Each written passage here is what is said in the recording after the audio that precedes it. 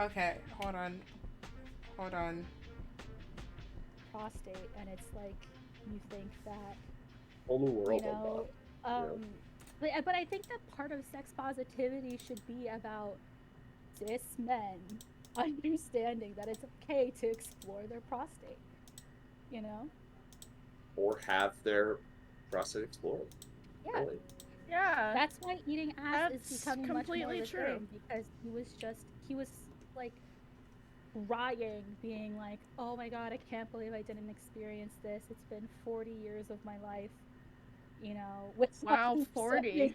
Wow. yeah, without understanding the joys of my prostate. And I was like, you're welcome, man. It was just a little boop, but it was fine.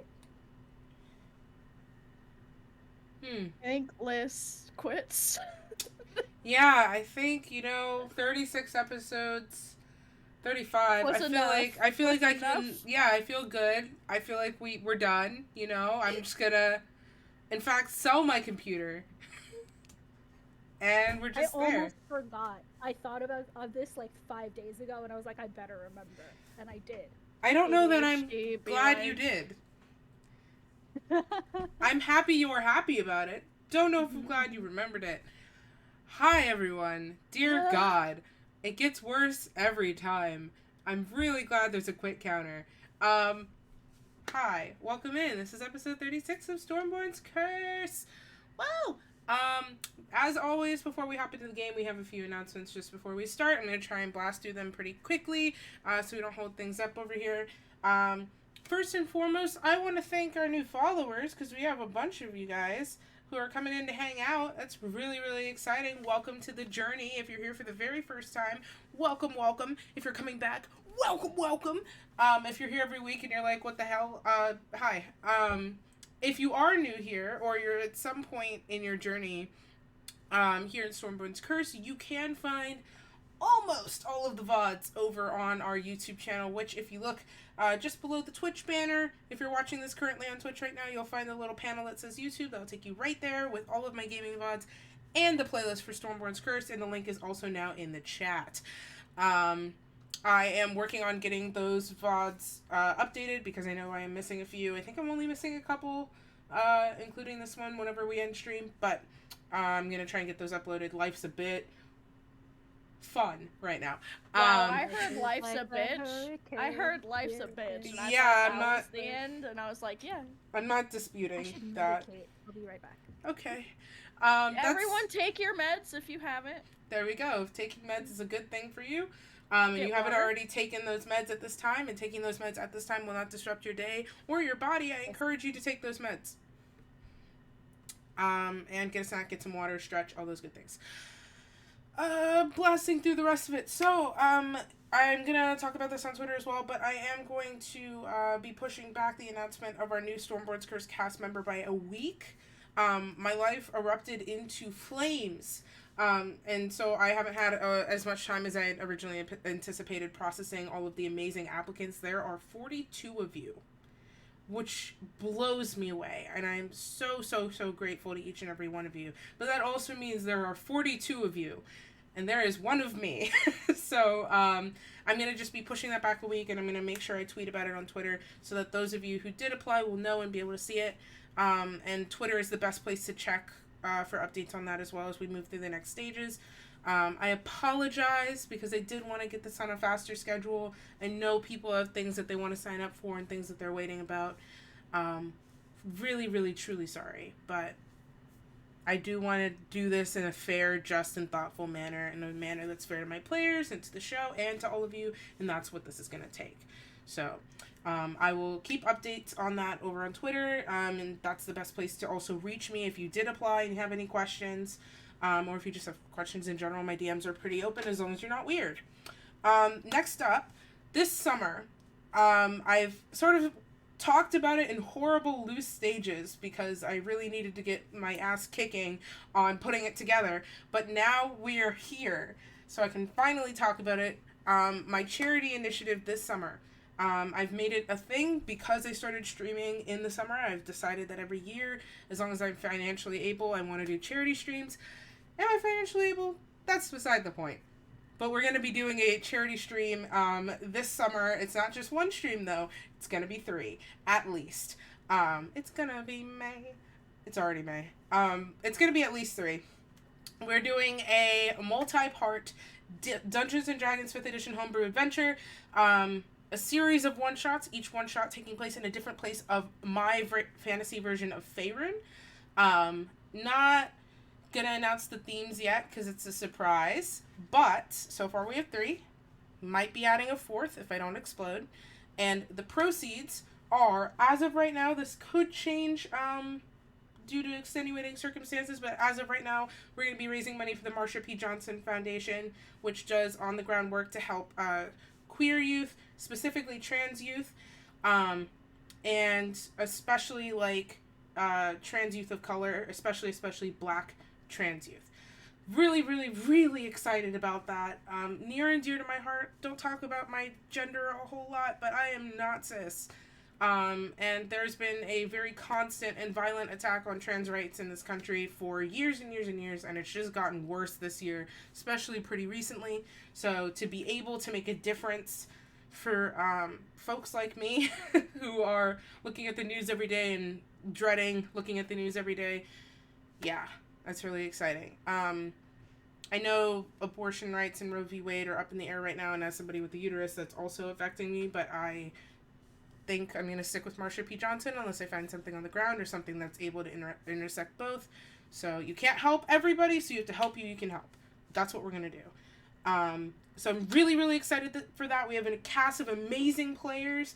So far, 2 of the one-shots have been fully cast, and the 3rd one is still in progress. So at least the first 2 casts will be announced relatively shortly. We'll be talking about that, making graphics, so keep an eye out for that next couple of weeks. I never write it down, and I keep saying I will. It's fine. Next thing. Just a little thing. I didn't put a formal Twitch goal thing up quite yet, but I would love to hit 400 followers by May 28th, which is my stream anniversary. We hit 420, nice, over on my Twitter, but my Twitch is still at 329, I think, as of right now, or 330, I think, as of right now, and it'd be like, I don't know, it'd be kind of cool. It's a really great free way to support not only the cast of Stormborn's Curse, but also me, if you're interested in what we do here. If you're also interested in variety games, which I do here on Monday at 6:30 EST, drop a follow, stick around, see what's up. I don't know, can't tell you what to do, but, you should. And the last thing on that vein is that I am not a full-time content creator, and I am not a Twitch partner. So, not even that the Twitch partners get a fair cut anyway, because Twitch kind of screwed us over. But if you do want to monetarily support, or you do have the resources to monetarily support a creator, and you wanted to support this Black queer creator, that my Ko-Fi is the best way to do that. My Throne is also up and active, but these are the best ways that you can help me continue to do what I'm doing. I use it for equipment upgrades, especially necessary ones, which I have a couple necessary ones, and also things that just help make quality of life better. I mean, the state of Stormborn's Curse would not have been possible without generous people who donated to the Ko-Fi in the first place. So just putting that back out there, I get so much more of it than what Twitch gives me, and just to be frankly transparent about it, I need it. Not gonna lie. And it also funds me buying more D&D resources, which lets me make things better for players, not just the Stormborn's Curse, but other things that I'm lucky enough to GM. So, there we go. Oh, I think that's everything with that. I'm going to do a very, very quick recap. Not much happened last episode. A lot happened, but not much. Very, very quick recap of last episode. Somebody died. Yeah, no, that's it. All right, starting the episode. Last episode... Guess who? Yeah, I'm not here. This is just an apparition from the beyond. Not this. Somebody guess, who was it? Last episode of Stormborn's Curse. Which, listen, I'm one of those people that likes to watch things in order, and it irritates me when I have to watch things out of order. But if you were going to watch any episode of Stormborn's Curse... Oh. Just saying. Last episode was, I feel like, pretty great. It was livid with raw emotion. So much rage for 4 hours. Rage and love. Yeah. Friendship. and betrayal and blood and dying. Lots of backstabbing and front stabbing. Side and then stabbing. dying again after being brought up. It was fun. So many spell slots gone. So many spell slots. Last episode, seriously, cannot recommend it enough. Oh, that was the other thing. No official day on when this is going to go up, but my cool players who are fantastic, these guys right here, are working on, Kristen, mostly because Kristen's spearheading this, working on a recap document for Stormborn's Curse. But I'm really gonna need you all to, like, review and suggest edits anyway. Which is why I did the circle, but, like, also Yeah. stopped it. Yeah. We're working on a recap document, because there are a lot of freaking episodes, and we know that. But for folks that wanted to get into Stormborn's Curse, but don't have time to consume some of our prior episodes, we'll have a recap document up until about episode 30 that's going to be going up soon. I'm going to talk a lot about it because it's really freaking cool. They have players that are willing to make those kinds of materials when I don't have time to. It's fucking fantastic. You guys are amazing. So when that goes up, we'll talk about it, but there will be a way for you to onboard onto the show, so stay with us. Stay with us. With that being said, really quick a recap of last episode. So, our party here for the past few episodes, we actually had the lovely Crispy Gameplay as a guest. Crispy is a phenomenal variety streamer and Twitch partner and a dear, dear, dear friend, and we had the honor of having him on the show, and he played Amander, who was this dashing rogue who happened to keep the party company after a grand disaster uprooted him and his business. They were traveling companions for a few days, and after making his way into the party, sort of throwing flirtations abound and sharing a tender kiss with our dear Tessa, one of our main NPCs, Amander sort of assimilated into the group, and the party continued its quest northward, not sharing too many details, just enough details to keep him sort of close to the chest, but not too close. Continued northward. And Amander, after a comedy of many errors, after a robbery went wrong, Amander took advantage of the chaos that our party generated themselves and slipped away with Tessa, who he revealed was his mark for assassination all along. Knocking her unconscious, he dragged her back to the campsite where our party had spent the previous night before entering the city of Melva, a small but mighty merchant's town nestled just at the base of the Spine Mountains, which are these large, almost aggressive, nearly bare mountains that just curve up the eastern, I know directions, the eastern side of this country. So, bringing her back there, the party eventually realized the jig was up and set up a very, very genius diversion, honestly. Props to you guys.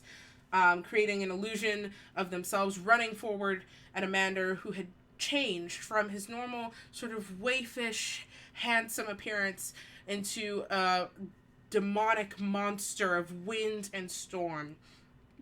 The party created an illusion of themselves running forward and attack flanked from the side, and after the clashing of daggers and wind and spells, and lots of stabbing, quite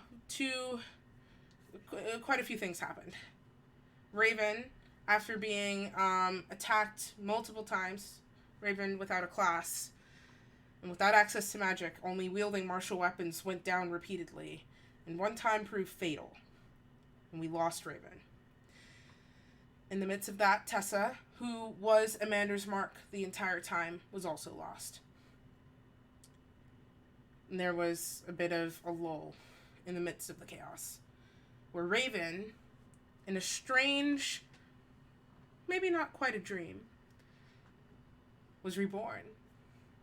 And her unconscious body floated off of the ground as she transformed. Her character art will be updated next week.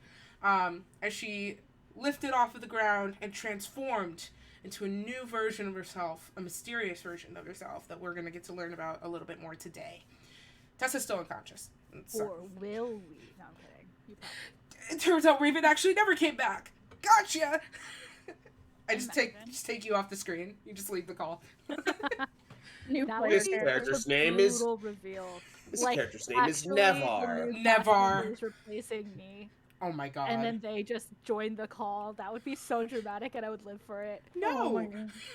That would be... I would have to play to balance this out. No. Absolutely not.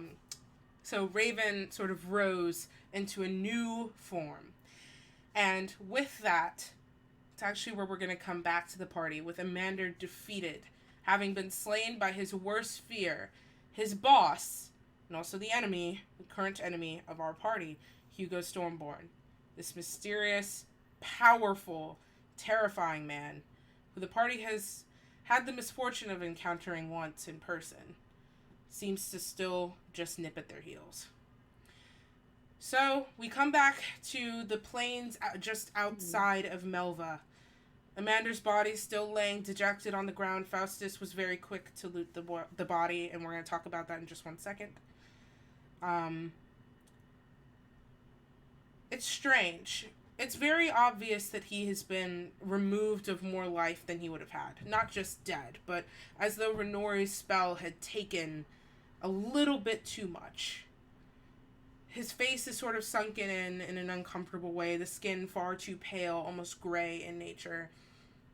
And he's just so still. It's a little bit unnerving. With that, Faustus, roll me an Arcana check, please. You're muted, Jake. Not anymore, I'm not. No, because you hit the button. Got him. Did you... You know how the 19 is next to the 1? Uh-huh. It was on 1, and it was, like, literally, like, teetered back and forth for a second, and then flattened out to 19. That's the most Faustus shit ever. Plus Arcana of 7, so that's a 26 Arcana. Nice. So... A ghost held onto your D20 just for dramatic effect and let it drop. I mean, with where Jake is living, it's probably a haunted house. God. To be completely transparent. No. Anyway. So I almost said Jake. So Faustus. There was New character name. One and the same, really. I have to do better about our character names, because then I'm gonna start getting comfortable, and it's gonna be Stormborn's Curse with Kristen, Sarah, and Jake. There are very specific things that Jake has told me is the exact opposite between him and Faustus, so that can't That I be did on totally purpose. true. I love it. Faustus. There are already a few things on the body that you were able to take, some gold, a few errant trinkets here and there. But the dagger is of interest. This dagger, the Leviathan blade, it is very ornate. It has a slight curve to it, and the blade itself has almost an unnatural green hue to it.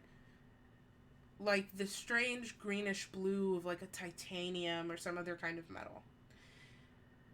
Seems pretty sturdy though. It doesn't seem like it's the change of it would damage it or any sort of thing. The hilt is very intricate, of specifically a Leviathan twirling around the handle, and then the maw becomes the hilt. So the jaws just open up into wicked teeth that then meld into the blade.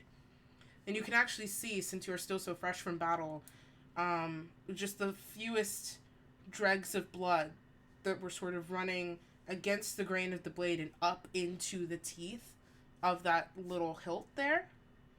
You don't see a release or anything, or any sort of storage or anywhere that blood could go, but you do see the trails of almost like a vacuum would leave behind. The Leviathan has 2 glittering red gemstones for eyes on it. And as you sort of inspect the blade, you notice 2 things. First, you notice that a lot of the magic being utilized with it was likely from Amander himself, which is tragic. Though the construction of it does... He looks at it, and when he makes that conclusion, he goes, fuck. Right? It's tragic. He was like, I want to fly around the battlefield, too. Well, you might be in luck. Its construction reminds you of an arcane focus. There's just something to it. It's sort of like an object objects don't have spirits if they're inanimate. That's a pretty basic concept. But they do still have a metaphysical presence that feels whole because it is the object itself. When you create an arcane focus, that metaphysical presence is hollow to allow room for magic to be sent through, which is why it's so common to use jewelry or something handheld, because it's easy to directly channel from contact to the sort of bubble that's created, to then sort of send out your magic. So you ascertain that. You also ascertain that the blade, it has a bit of like a prickling static to it. And you felt this when you had first taken down Amander, in those brief moments before his corpse sort of sat back up with the power and rage of lightning. That's what that felt like, the moments before storm. And it's just this constant, gentle pins and needles into your skin. Doesn't feel threatening, but it feels very powerful. And with you got a 20, what was your Arcana? 26? 26. Just enough. You put 2 and 2 together, Faustus. In theory, if this blade were to be reconnected with one of the stones, much like the mirror, how the mirror tampers that energy, you could channel the energy of a stone through this blade and likely be fine. Obviously, you've never tried it. There's not exactly books on these things. But the construction of it informs you it's a very strong focus. And you could do some shit with this if you put your mind to it. It also does have a sheath, so you would collect the blade and the sheath itself. If you choose, you can pocket it. It's up to you, but you do have it at the moment.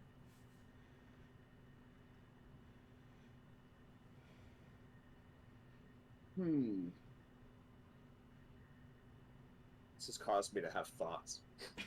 Oh no. Could I say that Raven does something if Faustus is like walked away from the body by now? Has Faustus walked away from the body? Yeah, I think once Faustus finds, so I believe what I had that he found was, and if this needs to be changed, that's fine, was gold, so I just took the gold that Crispy said he had. And then he also said he had a +1 rapier. Oh, that yeah. I took as well. Okay, so I'll keep that for now, at least, unless somebody else wants it. And then the dagger. But other than that, he probably doesn't. Oh, one more thing he will do. Who got the killing blow? I'm trying to remember who got the final. Was it Renori? Faustus will pick, as he's gonna leave the body, take the captain's hat and gesture it to Renori and say, "Do you want it?" Absolutely. And Renori will put it on and immediately look at Casper with like such a shit-eating smirk, like He looks at you for a moment, kind of squints a little in thought, and then he takes yours off your head, switches the feathers, and put his on your head. So you now have his hat with a white feather. oh. It looks better on you. Matches the outfit. Oh. Renori doesn't know what to say. Neither does Kristen. Yes, so Raven, you're able... Raven's not conscious enough to do a perception check, for what I was about to ask for. Okay. Raven is still, like, glowing with that weird energy, right? Mm-hmm. And it's almost like, you know how, like, there's that, like, light that almost, like, mists out of, like, it almost, like, forms, like, a mist out into the air. That's, like, what's happening with her eyes. She reaches out a hand wordlessly. Amander's body lights on fire. Okay, so the corpse sort of... It begins to shimmer. And then a white flame that sort of at the edges licks with silver. And it's transparent in places as the colors intercept. Boom! It goes up into a pyre. Renori, by the way, the minute that she finishes registering the captain's hat thing, still kind of like in shock from the last however long this whole thing has been going on, will let out a scream and immediately run to Tessa's body. Okay. To assess if Spare the Dying would stabilize her. Roll me a medicine check. Yep, I knew that was gonna happen. Can I ask real quick, mechanically, is Raven just at, like, full HP, full spell slots? I'm gonna say for this, like, because of what happened, no. You are not at full health. You are conscious. Okay. You probably have, like, 5 HP. You healed a little bit. Or, like, I don't know if you had, I think you were dead, and then you came back. So, you have, like, about 5 HP at the moment. You're not looking really good, but you are alive. The glow is masking. Spell slots? Spell slots, yes. Spell slots, okay, yes. Okay, cool.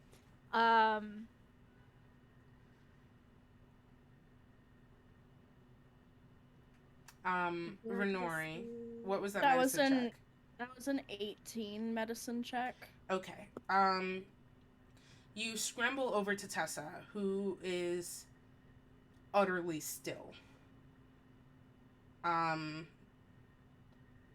her eyes are open and lightly glazed.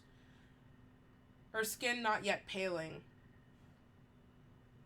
But you know death when you see it. Renori tries anyway. What are you doing? Spare the Dying? First, yeah. Roll me a wisdom saving throw. Fuck. 13? Okay. Is Spare the Dying a touch spell? Let me double check. I believe it is, but I just want to double check. Yes. Touch, instantaneous. You kneel by Tessa's side and you make contact. And you feel the spell take hold. But you are immediately almost blown over by a wave of... It's hard to describe. It feels at first peaceful. Very peaceful. Almost content. But within that, there's these, like, angry, hungry, snapping jaws of just consuming guilt and anger and sadness. And it's almost like the peace is just like Trojan horse, and as soon as you make contact, those feelings jump out and threaten to consume you for just a moment. But you are able to sort of, at the last moment, almost like a shield reaction, throw up a barrier on your mind. And this feeling sort of just like a wild animal slam against it and keep trying to slam in before fading out into nothing. She tries Cure Wounds. Okay, go for it. Okay. That's okay. While that's happening, actually, I'll hold off.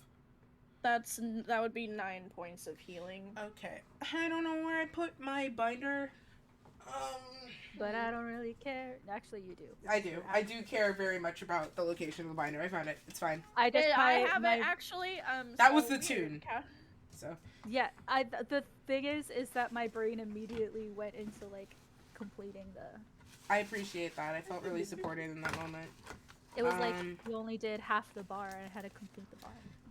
I appreciate it. I don't know where I put my red expo marker, which is going to bother me severely since I did the health in red. But, you know, life is full of surprises. Sometimes you bada bing, sometimes you bada boom. So true. Embroider that on a pillow. Honestly, You know? I would genuinely. I love throw pillows. I would Sometimes take life bada bings, but you gotta bada boom. that. So true. You gotta boom it back. This marker is almost dead, but that's fine. So Tessa wakes with not a gasp, but a whimper. Her eyes sort of glazed, just begin to twitch slightly, and then you see the eyelids struggle to shut and reopen as she comes back to conscious life. There is a horrible wound in her side that Renori, looking at it, you don't even need to roll for it with your training. It almost seems necrotic in nature. It's this horrible stab, and you saw it's the same place Amanda had stabbed her initially. But it's like the skin around it, it opened more, and way more than it should have, even with the amount of exertion she had shown, and the edges of it have grayed slightly. Your wounds again at a higher level. Even no, she comes to consciousness, and you see the wound begin to close some, and the flesh begin to regain some of the color. So you don't get the sense it was like your spell is rejected. You could still spend another cure wounds if you want, but you don't. I do. Okay. I mean, she's like coming back to life right now. Okay, let's see. While this is happening, Faustus. 13 points. 13? Okay. Faustus, Raven, do you have anything you want to do while Renori's in the healing process? I think, very strangely, noticeably, Faustus is tuning out everything that is happening with Tessa until Renori is done, and success is either determined or not. He's, like, not looking in that direction at all. He's, like, avoiding looking at it. Okay, so 9. Raven Uh-huh. isn't... You guys know Raven well enough. Okay, Raven, you notice, is not physically fully paying attention to everything, right? Like, all she sees is the fact that Tessa is still injured and bleeding out, sort of, right? And it's like when you're underwater and you hear, like, and everybody else is outside of the water that you're in, and so everything is muffled, but then there's, like, one thing that's under the water with you that's making a sound, and it's, like, ringing super clear. The only clear thing Raven understands is that Tessa is hurt. So, mechanically, what Raven is doing is casting a Cure Wounds at 6th level. But what's happening is that you see that Raven's hands begin to glow with that light, and she just kneels down and touches, like, lightly puts her hands, like, hovering a little over the wound, and at 6th level is going to cast that Cure Wounds. And okay, hold on, I need to find 6d8. Never mind, I'm just gonna do that on D&D Beyond.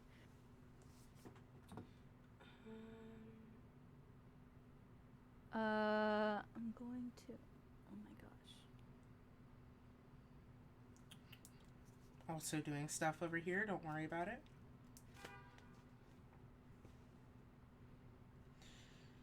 Okay.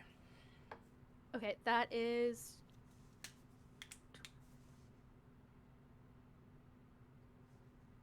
38 hit points. Okay.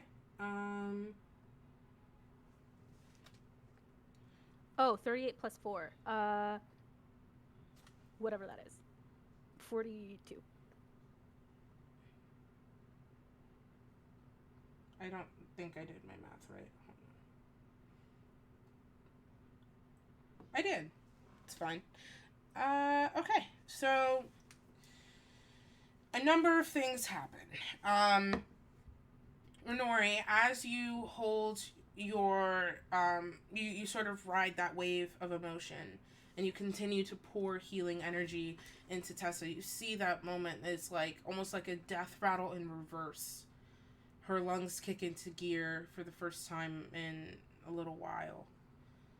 Um, the eyes sort of shifting loosely and beginning to focus on shapes. You see the moment she recognizes you. That first groan of "oh fuck, that hurts." But you also do notice that that wound, as gnarly as it's looking, the gray does begin to subside.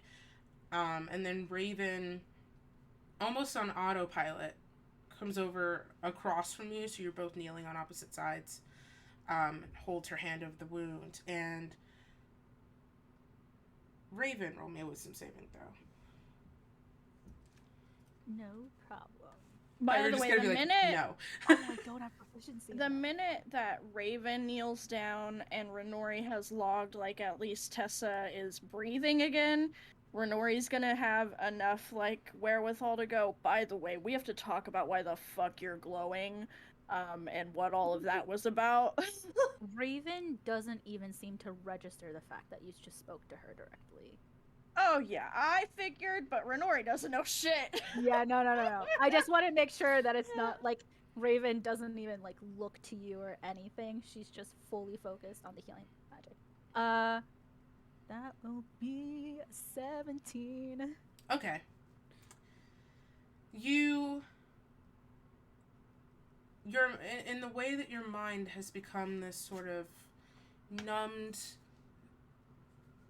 almost like an ocean, where everything is muted and muffled and so far away, and internally you want to grasp onto it, but it's too far.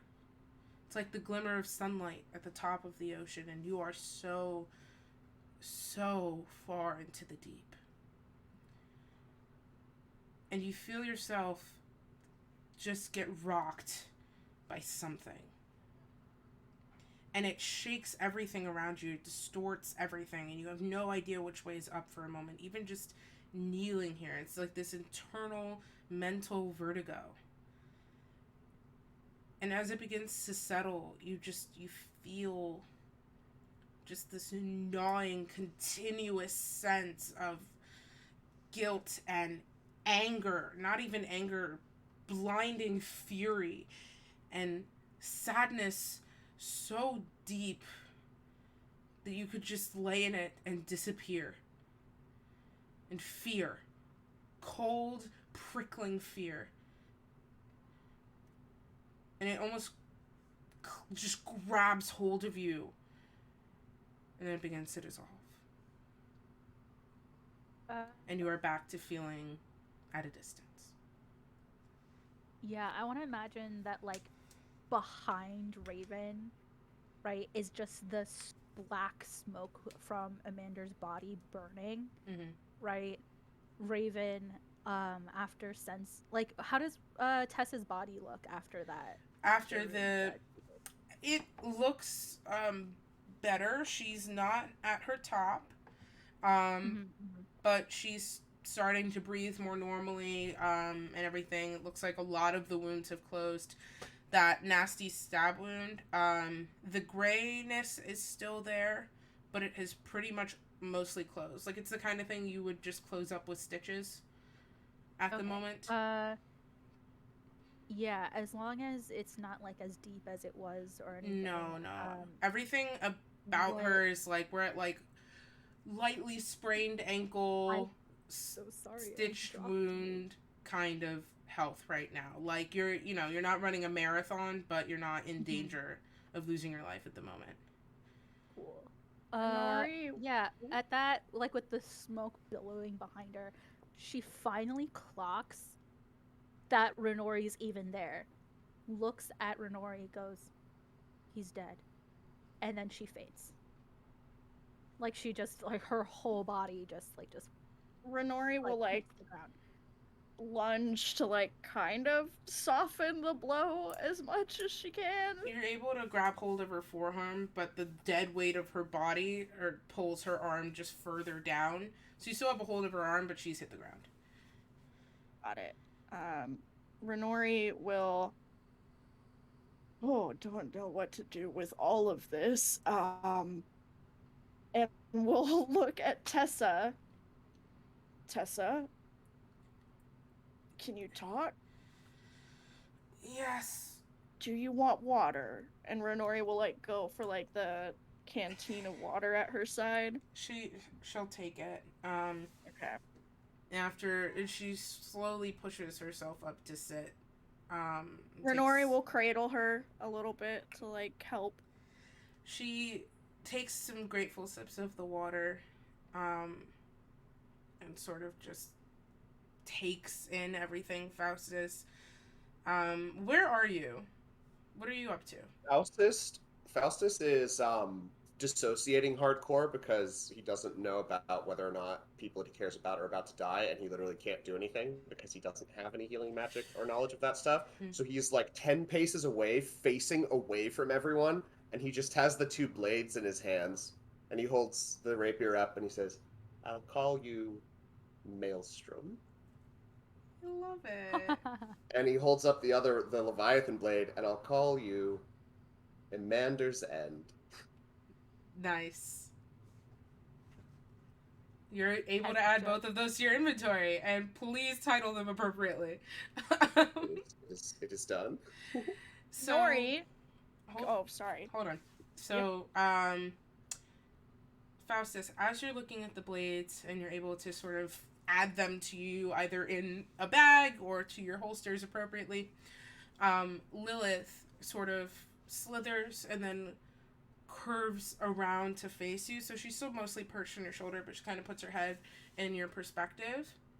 And then she just sort of bonks your forehead with her head. And you get, because she can't communicate in words, you get an image of, very clear image of Tessa sitting up, looking in your direction. And there's a feeling attached to it that you recognize as Lilith's, but of relief. So at that point, he will sheath both of the blades and then turn and walk back to the group. Okay.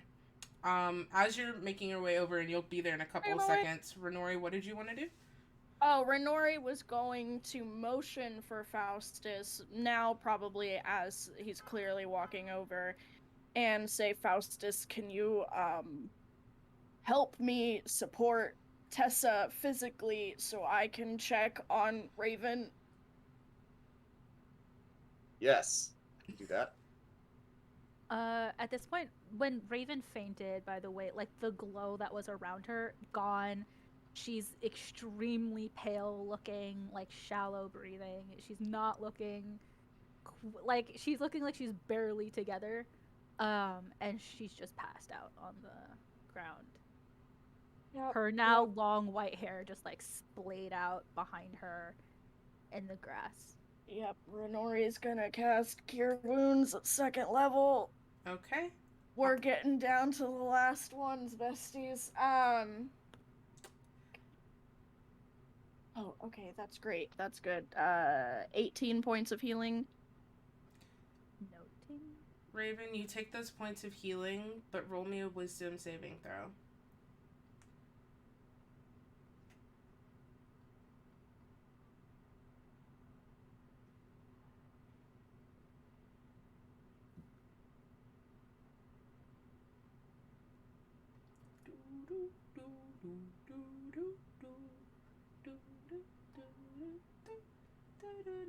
Okay.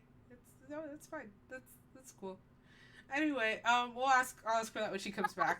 It's fine. It's alright. It's okay. Sometimes nature calls. Faustus. Sorry, that was just... Sometimes duty calls. You never know which one it is. Exactly. Oh my god. I just love that there were no verbal cues. Just the awkward piercing. It's fine. It'd be like that sometimes. Faustus. So because the three of you are sort of in this cluster, I can kind of jump over to you, since Renori, you have now been switched away from, inadvertently. The camera goes out of nowhere, like... Camera guy's gone rogue. Like in a horror movie, where the camera starts to pan and it rushes back the other way, you're like, oh shit. Yes. Camera guy's gone rogue. Faustus.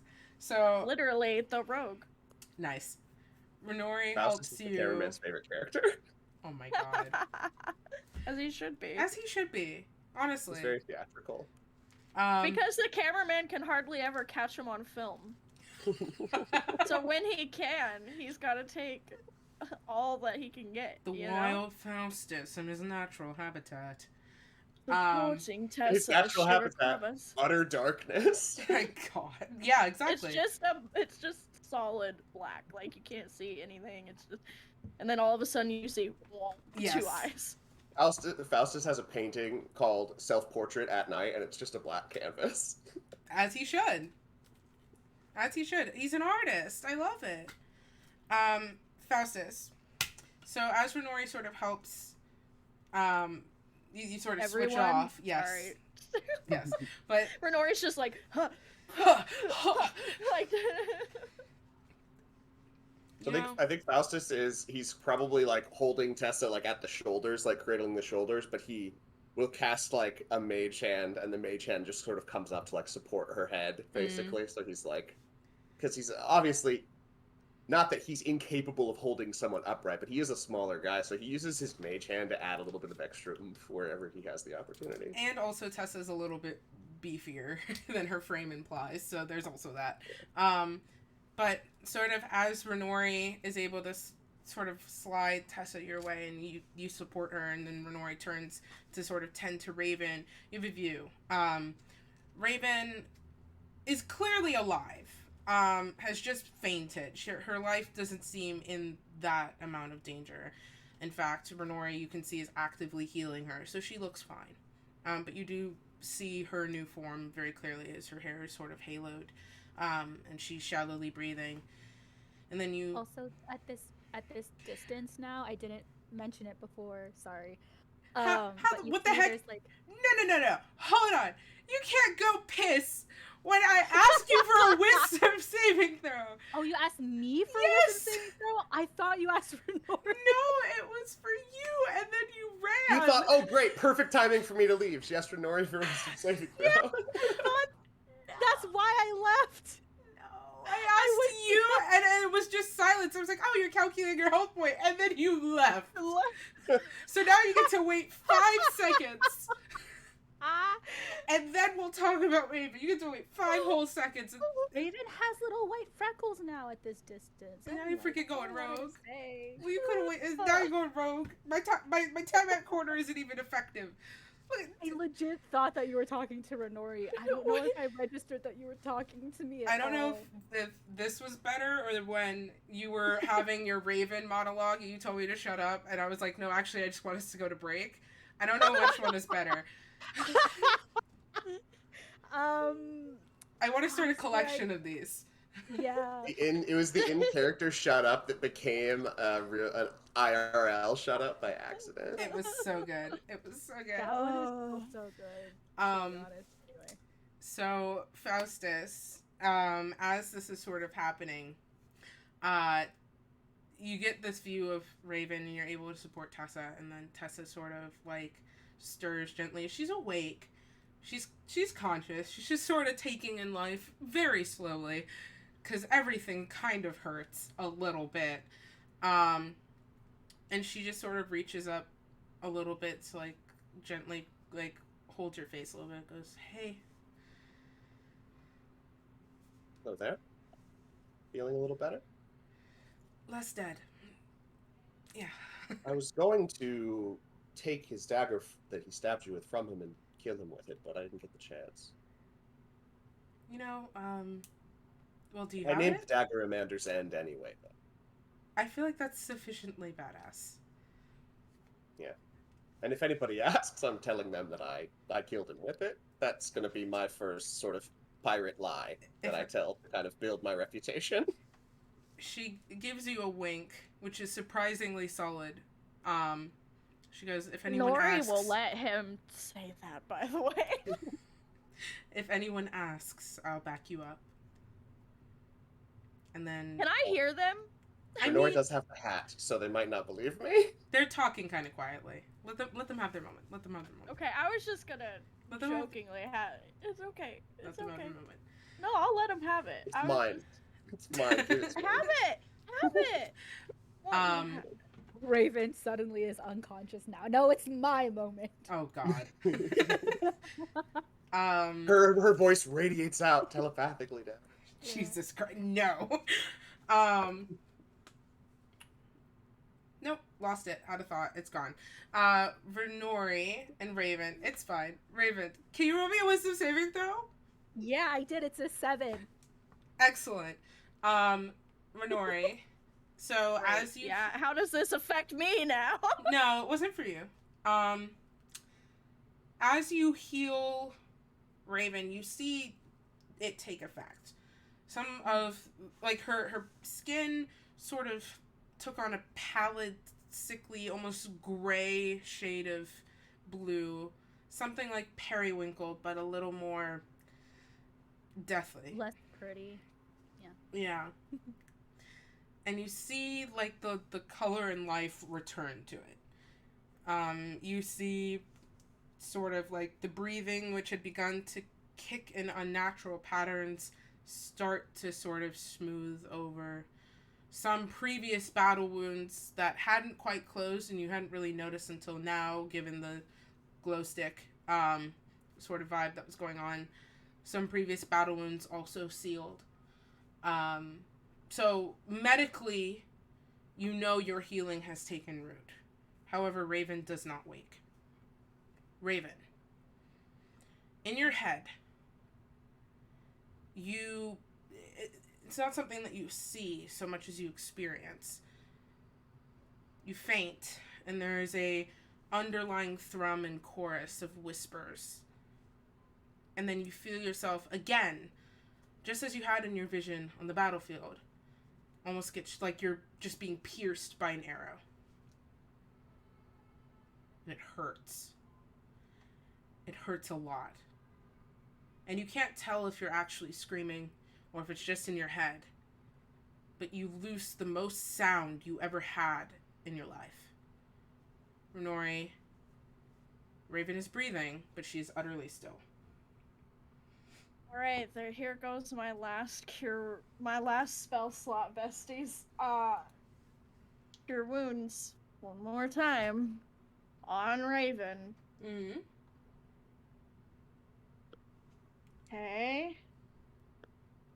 Okay, so that is 14 plus 5 is 19 points of healing. Raven, roll me another wisdom saving throw. Yes, I will get that to you as soon as I mark things down. No, take your time. You're good. Renori the whole time, by the way, is just like, God fucking damn it. Just like, God fucking damn it, Dave. It's like, Renori is now out of spell slots, so she is tapped out and she knows she's tapped out. And she looks haggard, even though she didn't sustain, like, that much physical damage. Like, having, like, the arcane energy so depleted inside of her, she's, like, only done this once before, and that's when she just kept recasting Animate Dead on her friends. Mm-hmm. And so, she looks rough, even though she's not necessarily bleeding. So... I just want to remind the audience, the reason why Raven died was because she stepped in front of the blade for Faustus. So, like, was it really, smart? Not at all. Anyway, that's a 15 wisdom saving throw. Okay. You feel the pull of muscle and bone and the very fabric of your mind, as if an arrow was being pulled from you. In fact, the sensation, you feel it almost physically. Like a boot across your chest as someone uses the leverage of their body to yank an arrow far too large from your core. And it definitely tears on the way out. And as you sort of not hurtle out of control, but drift, you start to get a feel of the edges of the world again. this metaphysicality that you're experiencing sort of. Oh, thank God you still have your headphones on. I thought it happened again. this metaphysicality sort of fades back into the familiar confines of your mind. And you. I'll leave it up to you. Do you wake? At the sensation of Raven feeling that arrow being pulled out of her, you see that Raven sort of like, her eyes open and she gasps really loudly, but then she's unconscious again. How are we feeling, gamers? Died twice and then came back to life twice, you know what I mean? So, I think she's still unconscious. How are we doing, gamers? Gamers being Renori, who just spent all her spell slots. Renori's just gonna, like, lay down in the grass. That's fair. Like, on her back, just staring up. And literally say, I have nothing left. Nothing. Ooh, Casper's gonna sort of come over to this cluster of you all. You just have Casper and Tessa. Am I correct? I'm not forgetting Yes. an NPC? Cool. Nope. So. Amanda's dead body that's now ashes. That's why I felt like I was missing somebody. Yeah. Tessa's sort of laying with Faustus, but Casper comes over to sort of complete our strange little circle.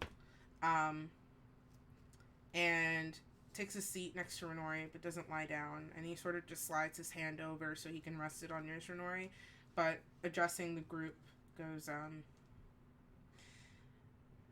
we should probably get out of here. I know we're spent, but finding shelter would probably be a good idea. Just somewhere to rest. We are out in the open. And can Tessa move? Raven's unconscious. I don't know if I can walk. I can... Let me double check something before I say this out loud. Hold on. Casper's like, I gotta check my character sheet. Yeah, hold on. I gotta check my attributes. Let me make sure I can handle this real quick. Oh.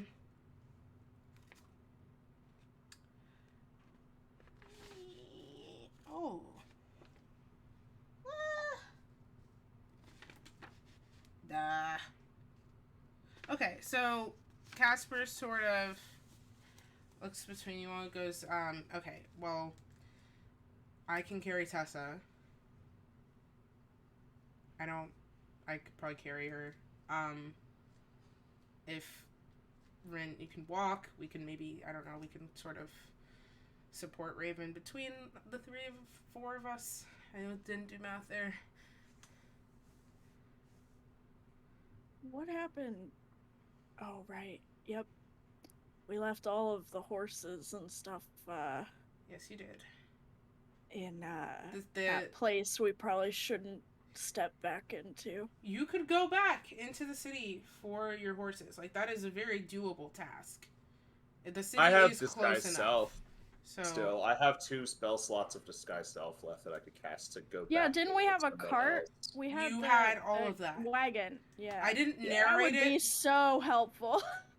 I didn't narrate it, but for narrative's sake, just because it was sort of in the middle of everything, for narrative's sake, your horses are probably boarded at one of the stables. Yeah. Pretty close to the entrance I of the city. figured. So they're not just wandering. Like, you know you could probably go retrieve them. So. Faustus, you're,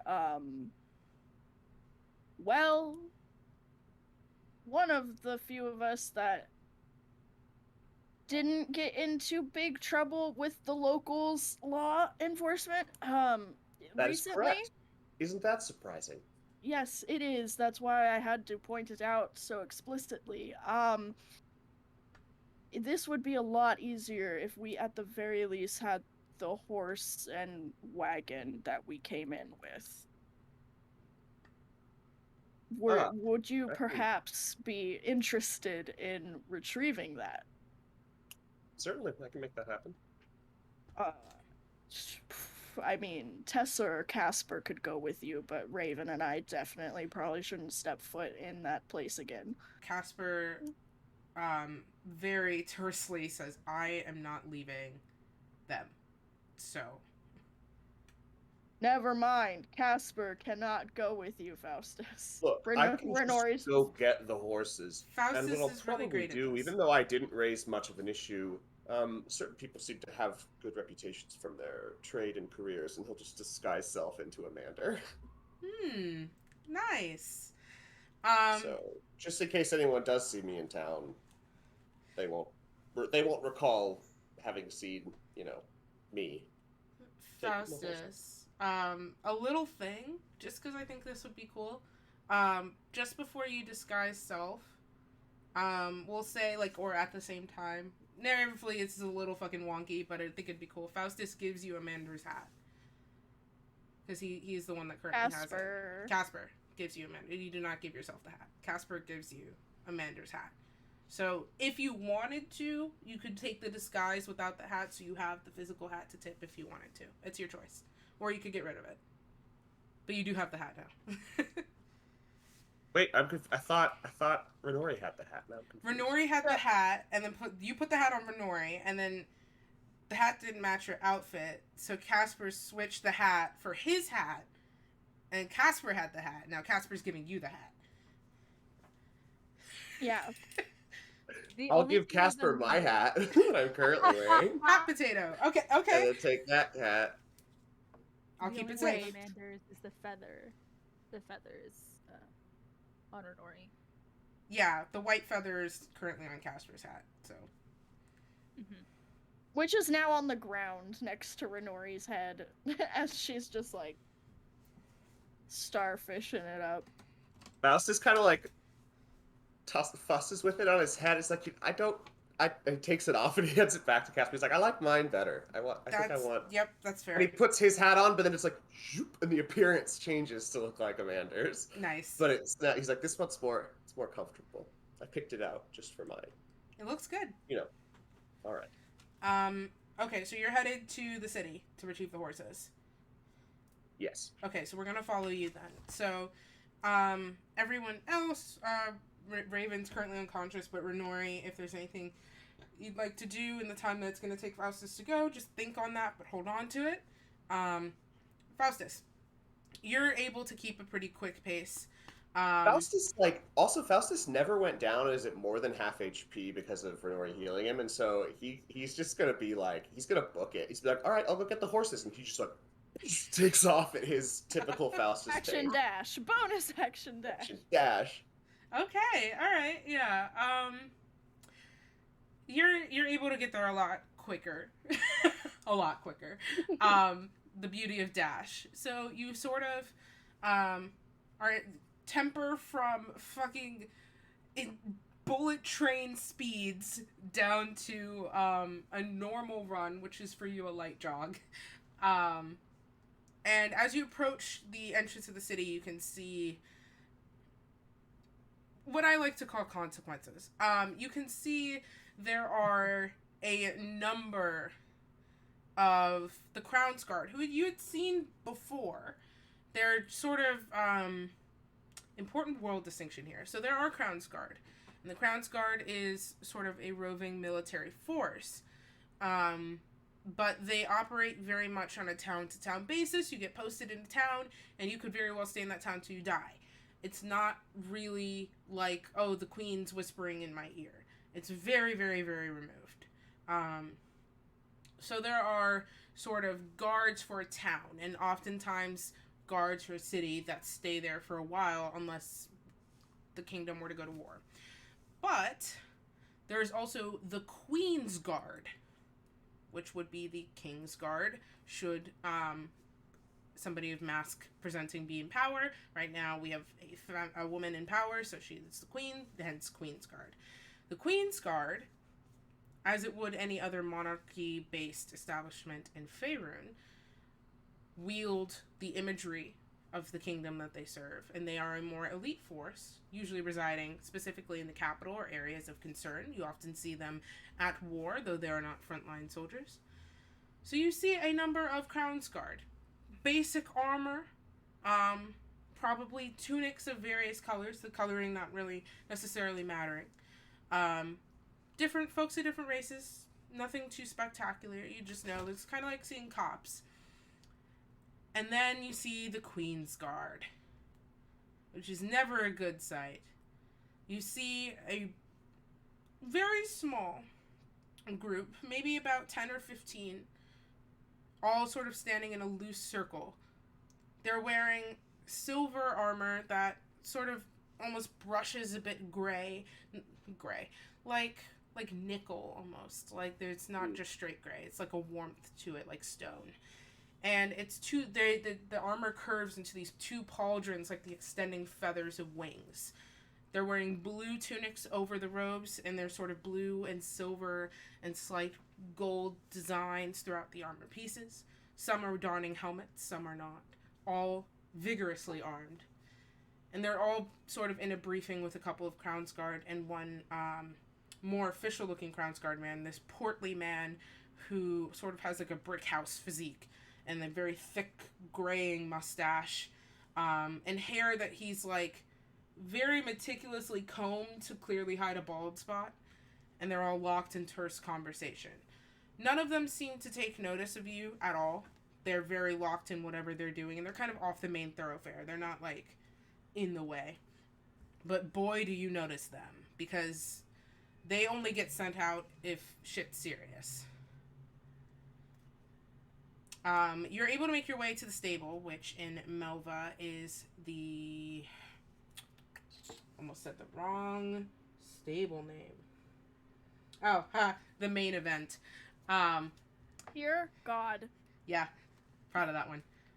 I hope you go to every city, because every city's got great names. You're able to make your way to the main event, which is solely, unlike most establishments, most inns and things have like an attached stable. This is a stable building. It is specifically only designed for boarding beasts of burden and horses. And you do see, as you approach, in the paddock that's attached to the side, you see the horses that you were lent. And you're able to make your way inside. It's a very small, cozy building. And behind the counter is a young-looking person with really scraggly brown hair and really, really large owl-like glasses. And they kind of perk up like, oh, hey, hi, can I help you? Oh, I assume you remember me from the other day? When we came in to board horses, we're leaving town. I'm here to pick them up. Yep. Roll me It's either exact like this. roll me either a performance check or a deception check, whichever one is better. We're gonna go with deception because I have proficiency in that.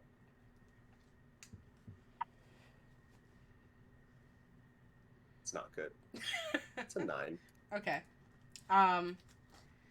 They sort of like behind the comically large, thick glasses, you see their eyes, which almost seem the size of the lenses, just narrow. And they go, yeah, I remember you. What do you want? Your horses? And Faustus will pull out some gold and say, yes, and there's a tip in it for you. And he will slide 10 gold across the counter. They sort of like still are looking, and then they kind of slowly pull open the pouch a little bit and look up at you, swipe it, and it's like it's gone. Yeah, sure, all right, follow me, I guess. And doesn't matter if he knows I'm suspicious if I give him money. Exactly. So they sort of like, they don't even go around the counter, they just slide over it, and then they brush past you outside, and they take this massive, obnoxious key ring off their hip, but they know exactly which key is for the paddock, and they unlock the stalls with your horses and sort of lead them out, lock them shut behind, and go, yeah, here, you're good, yeah. I will basically tie the loose horses, tie them, like bridle them to the rear of the cart so that they're being led, basically, and then just sort of start trying to lead the wagon out of town. Okay, it's easy enough. You do catch the passing glances of a couple of the Queen's Guard, but none of them linger for too long. And you're... Is there like a customary salute you would give to represent, like maybe like a lowering of the head or like a bow? Yeah, like a lowering of the head. Sir. Mm. You get a couple of stern nods, but their gaze already returns back to the conversation, and you're able to kick up a pretty quick pace as you head out of the city without much trouble. Make it back pretty quickly. The horses seem to be pretty agreeable. They've had a weird day as well. You're able to pull the cart up with all of the loose horses over to everybody else. Renori being conscious, you see Casper has probably over this amount of time laid down next to you in the grass if you're still laying down. And Tessa is just sort of seated crisscross, and Raven's sort of just T-posing on the ground. And the horses come up. Yep, I said it, so it's happening. Not T-posing. T-posing. Raven is actually snoring very lightly. She sounds like she's fine. Oh, that's adorable. The horses sort of clop up Faustus, and congratulations. You have returned with horses without consequence. We can go into a city without something happening. Well, be careful what you say. As Renori hears Faustus come back, she'll raise her voice and be like, "How'd it go?" It was pretty straightforward. I just slid 10 gold across the counter and he didn't ask any questions. That's great. And you didn't get into any trouble with anyone else? Well, I paid the due respect to the guards so that they wouldn't be suspicious. Were there a lot of them still looking for us? Oh, certainly, including the Queen's Guard, which are now milling about as well. So we should probably. Renori's gonna sit up. We'd best hoof it, friends. Casper also sits up. I recommend an accelerated traveling pace. Rolls his eyes and then stands and goes, "Yeah, we should go. We need to go. We gotta get just a Raven moment. In this wagon." I got her." Faustus walks over to Amander's ashes, starts scooping them up into a bag, and if anyone looks at him funny about it, it's just I need charcoal for casting Find Familiar. Yeah, that's fair. You can burnt carbon material, and there's a ton of it. There's so much of it. Right here. Raven is fully unconscious, but all of a sudden this aura of acceptance and approval just washes over you, and you can tell it's from Raven. Renori just nods in respect, yeah, fair. It's still hot. Tessa will also do the same thing. Because she kind of also needs charcoal. Spellcasting components, man. Yeah, there's a lot of spellcasting components. Need ash, charcoal. Important note: Faustus doesn't need spellcasting components. He has a dagger that's an arcane focus now. He doesn't need spellcasting components, but he does for Find Familiar. Casper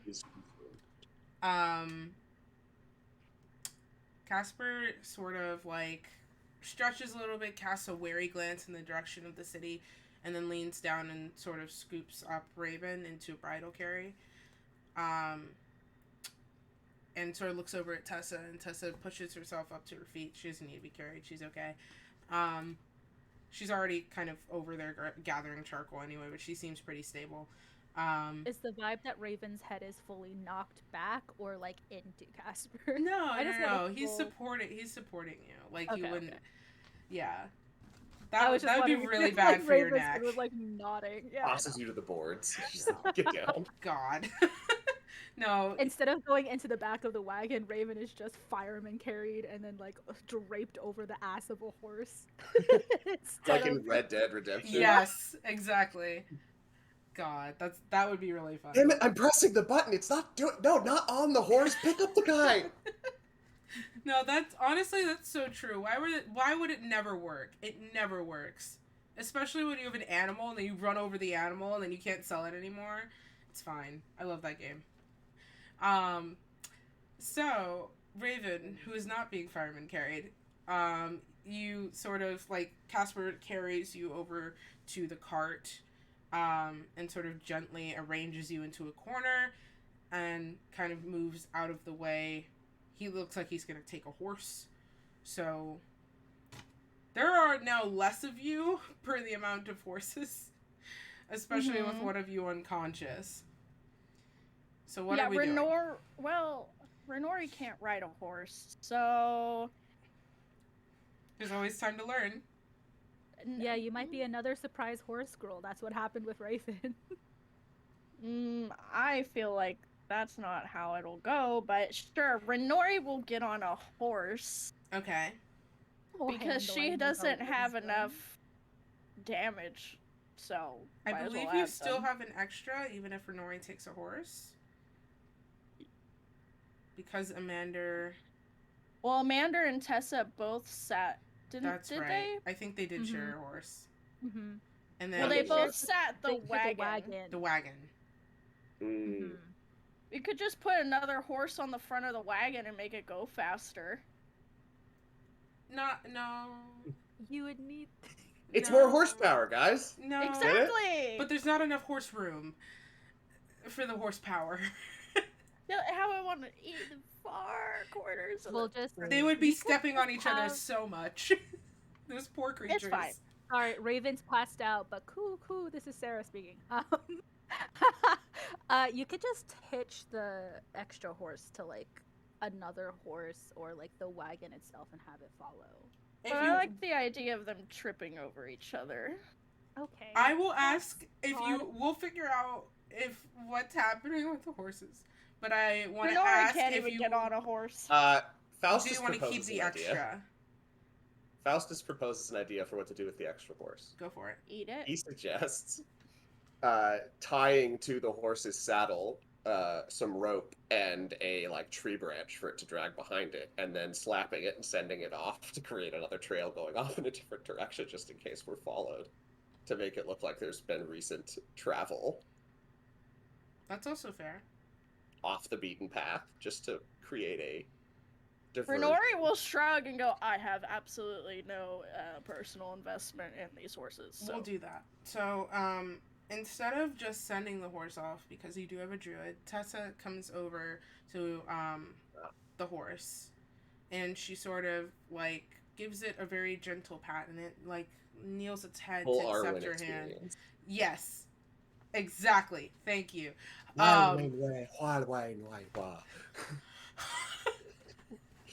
That's what just very fluid vowels. That's what Elvish sounds like. That is water flowing over stones. The way you did Elvish is now what it sounds like in this universe. It's just so much TH noises too. Just La thrill de flow. That's how Brennan Lee Mulligan does it. Yeah. The just so much jowl vibrating. Just just for no reason. Anyway. Passed away. So, she rests a hand on There's a the YouTube horse. video called Brennan Lee Mulligan dunking on elves for 20 minutes. I recommend it. She takes the horse. She rests a hand on the horse. And she just murmurs a few quiet words to it. And then you're able to fasten the tree branch. And it, rather than running off in a different direction, it, almost intelligently takes a path.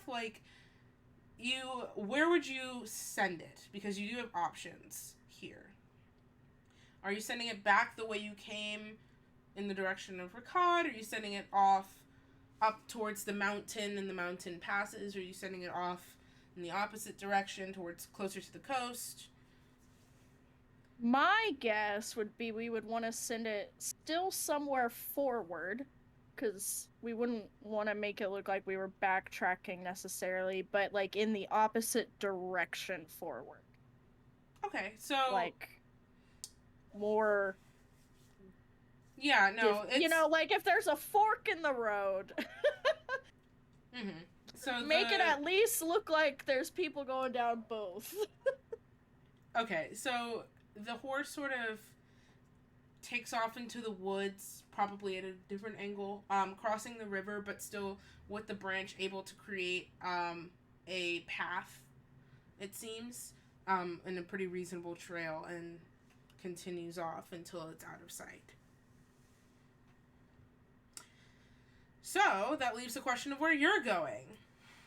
Well, for the record, I rolled animal handling Mm-hmm. for Renori getting on the horse, Mm-hmm. and that was a solid 3. Perfect. We'll address that in a second. But where are we going? I don't know. I have no concept of direction. Let's refresh. Still Hold going on. I north. do. We're going north. You are going north still. I know that. But I guess what I'm Probably asking closer here. towards Terrence, right? I guess what I'm asking here is. Hold on. Oh, is this more like philosophical? Where are we going? No, this Or is like- physically where we're going. Okay. So Melva is ahead of you, and you can reasonably curve around the city and probably keep out of the way. But are you heading to Terranth, which is the next city over, or are you staying more in the wilderness and continuing past Terranth? Because I want to kind of flow us through the travel. Good point. So that's why I'm asking. You can. Do we have any reason to want to stop in another city right now? Any unaddressed needs? Renori just Yeah. wants to sleep. And Yeah. If you're not going to stop for rest in Melva, which I would understand why you wouldn't want to, the next best place to find rest would probably be the next city over. So that would be why we would want to stop. To rest in the city versus resting in the wilderness.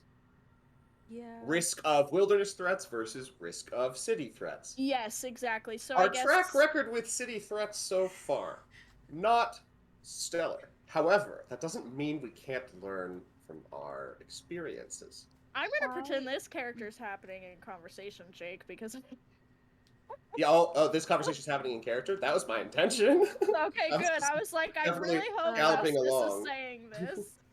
Out of character, I don't have any like qualms about stopping in Terrence, or if we skip and try to go to Zairn, which is the next city. But Raven's also completely unconscious, so make a Yeah. choice. If I really did want to stop in Terrence for any reason, I would let you know that. But then, also do what your characters would probably want to try to do. So I don't have Faustus, I personally have no clue if wilderness or city is riskier or scarier, and Renori will look to Casper. I don't know what you're comfortable with. The Queen's Guard is just right back there, and that's kind of a big deal in terms of your safety. Here's your pros and cons of the wilderness. Yeah. Okay. Go for it.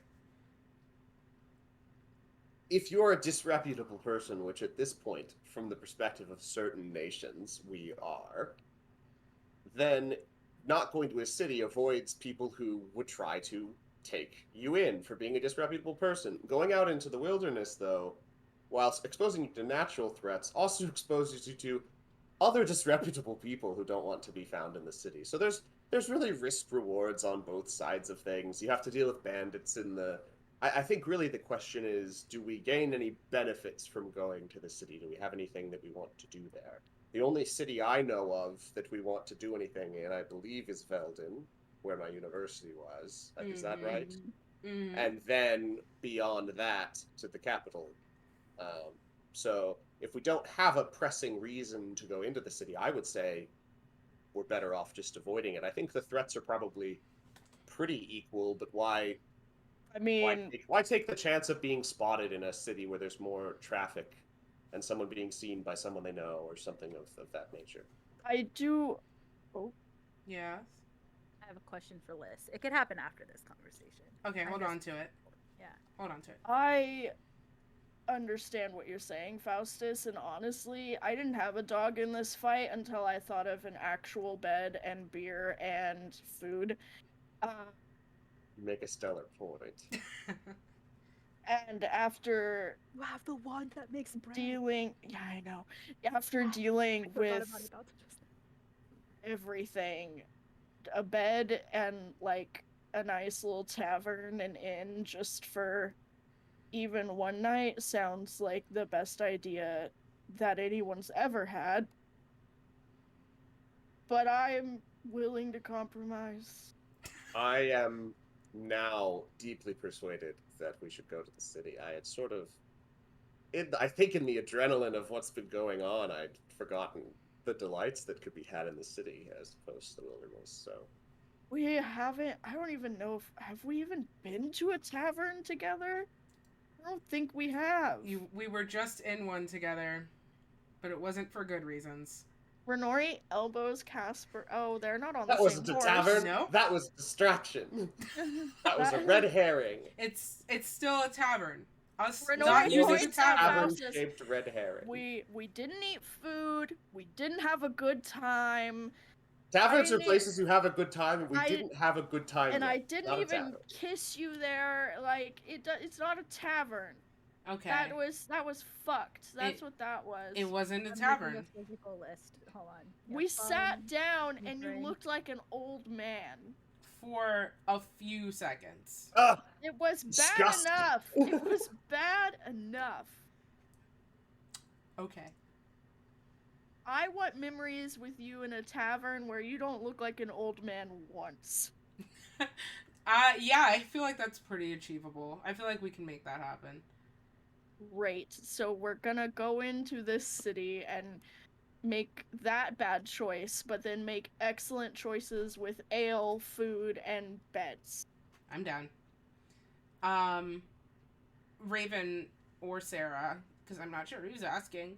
Question. It was me out of character. Okay, yeah.